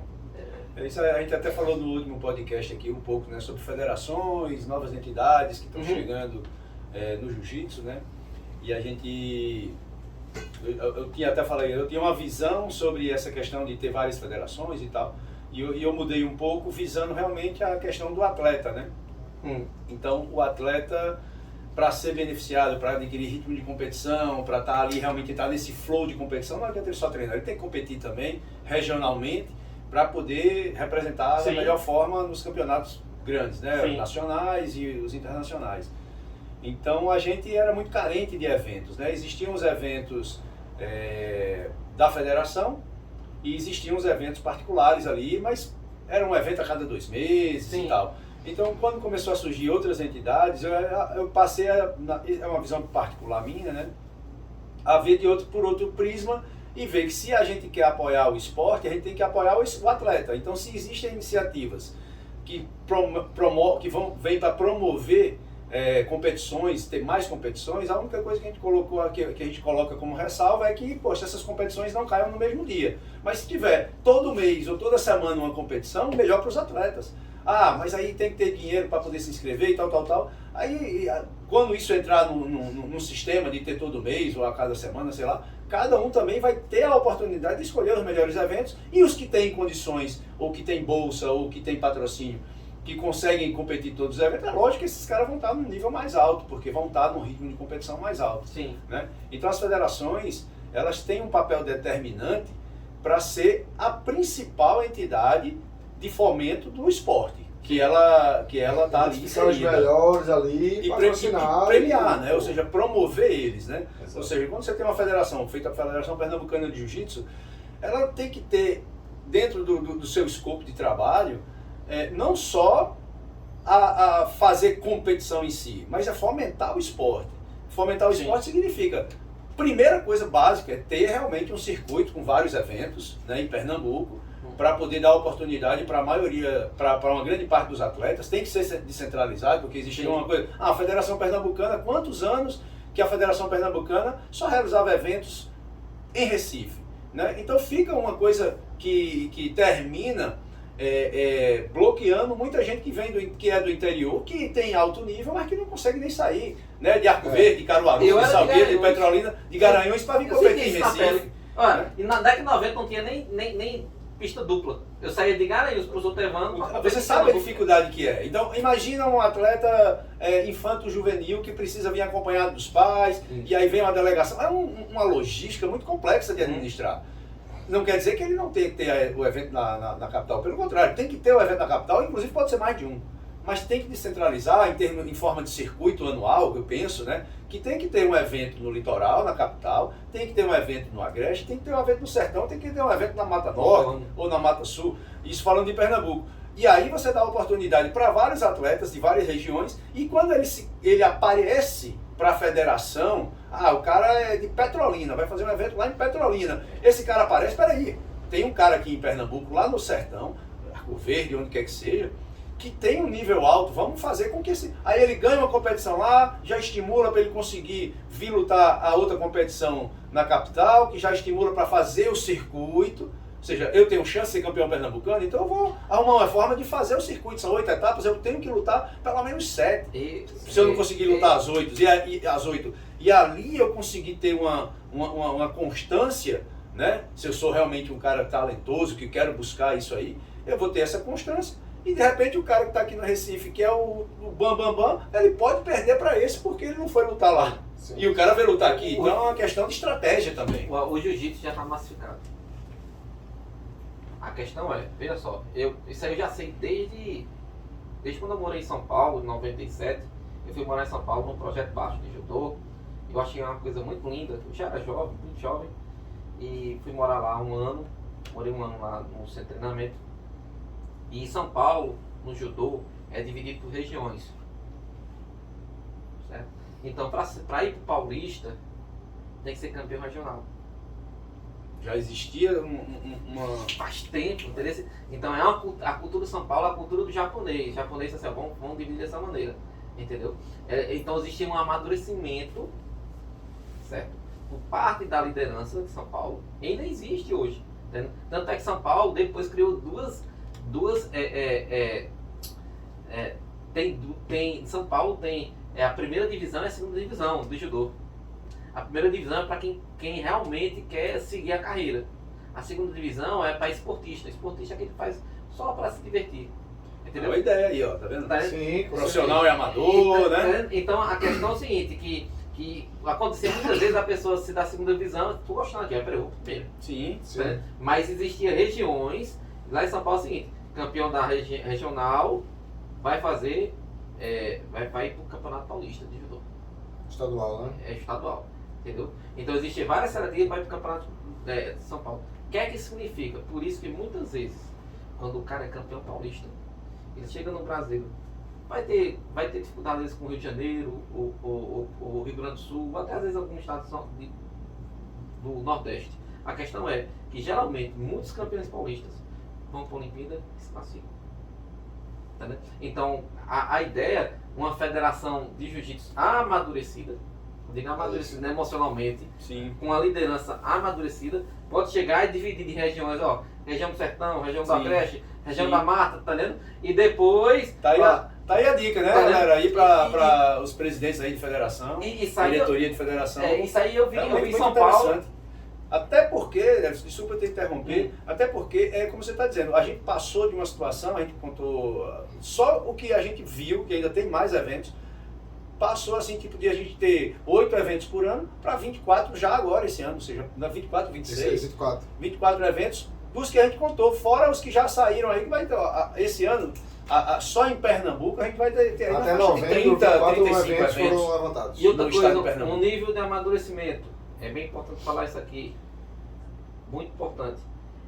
Eu vi nos Estados Unidos, eu sempre levo, sempre tento modelar. Eu modelo hoje em dia a Confederação Brasileira de Judô. Eu acredito no trabalho da Confederação Brasileira de Judô. E modelo também a Confederação Americana de Wrestling. Né?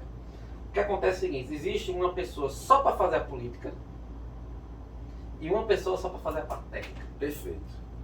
Exatamente. Tá vendo?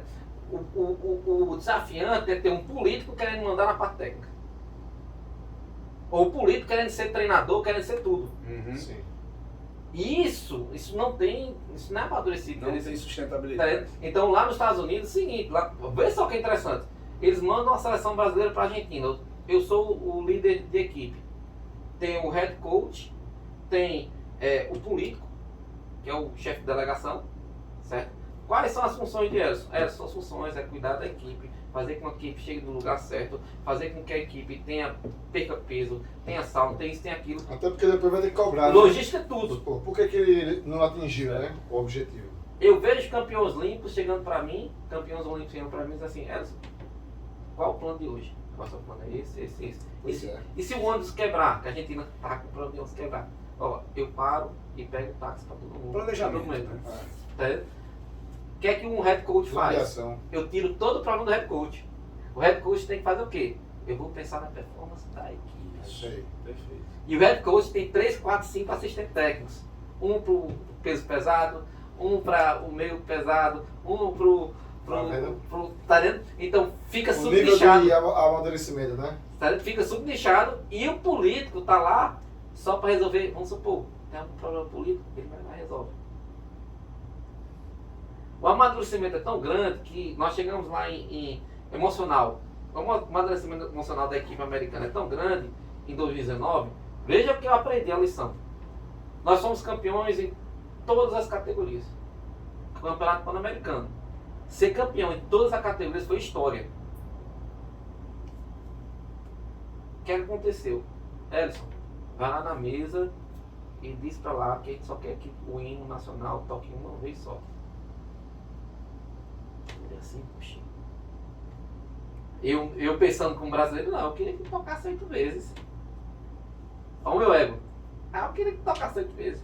Aí eu fiquei curioso, não, tem que fazer uma pergunta pra ele. Aí vai. Por quê? Por quê? Aí ele fez, não, porque eu não quero aumentar as ganâncias de ninguém aqui não. Se tocar 10 vezes, eu vou chamar a atenção de muita gente e amanhã eu posso ter problema político. Então, outra coisa importante, quando você tem uma equipe forte, cuidado para não aumentar a ganância dos outros. Ele só puxou uma vez, botou todo mundo no pódio, entendeu? E ele tocou só uma vez, a gente tirou a foto e saiu. E deu emoção, né? Tá vendo? Então, tipo assim, o que acontece é que eu vi é que às vezes tem que ter essa experiência de como fazer com que a equipe performe melhor e não atraia a ganância dos outros. Porque o que acontece às vezes na Federação Pernambucana, se ela tiver, assim, o que é que eu acho? No mundo real. Se a federação tiver rendendo muito bem, fazendo grande coisa, tem federação do estado que não vai querer não, vai querer sabotar a outra federação. Com certeza. Tá A vendo? parte política aí pesando, né? Tá vendo? Então, é isso que eu vejo.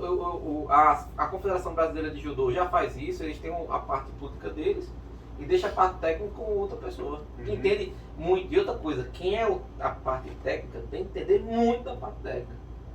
E quem é o político tem que entender muito de política. Relações, né? Relações públicas. Isso. O cara saiba fazer esse trabalho aí. Né? Então eu vejo isso. Se quer desenvolver o jiu-jitsu, já está massificado. A questão é só organizar. Exatamente. É o grande problema do jiu-jitsu como entidade, como... Mas como diz, ainda como também tudo. é uma arte jovem. A gente pode dizer que o jiu-jitsu como um esporte, né, de competição é jovem. Né?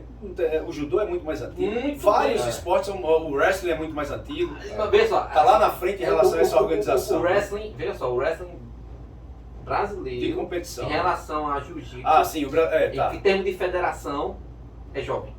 Sim. Certo? Existe um amadurecimento na Federação de Jiu-Jitsu que eu vi, que eu achei muito interessante, quando chamaram todo mundo para a eleição.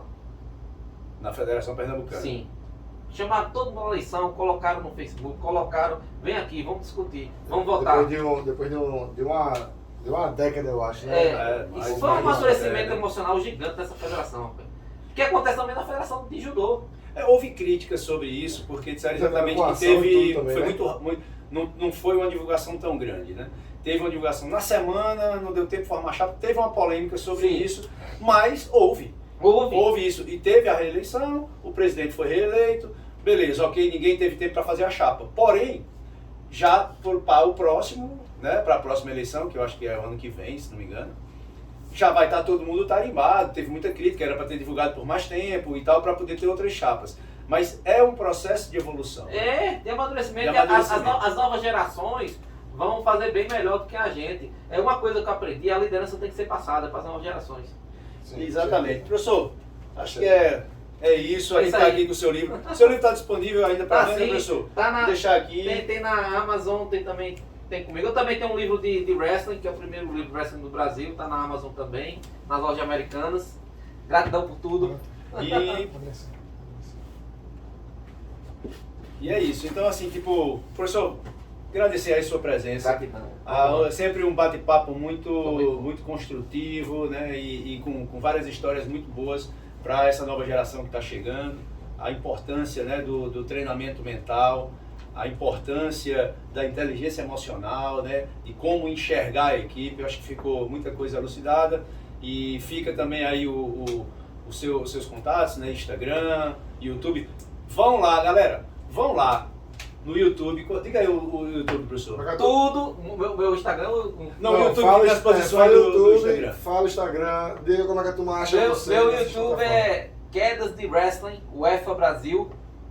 Só colocar Quedas de Wrestling, UEFA Brasil. É muito WFA rico esse Brasil. conteúdo, viu? Muito rico esse conteúdo, vale a pena ir lá, muita técnica. E meu Instagram é tudo que eu toco vira ouro.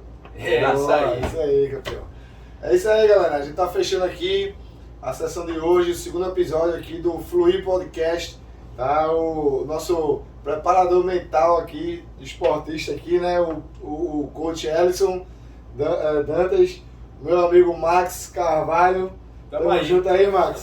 Eu. Hey, Vamos nessa. Valeu, galera. Valeu, galera. Um Osso. forte abraço aí, um salve a todos e uma excelente Agradecer semana. aí ao Petros pela captação, Osso. pelas imagens. É o nosso Valeu. diretor, né? É o cara que comanda aí a nau. Vamos embora. Vamos nessa. Salve, salve, galera. Valeu.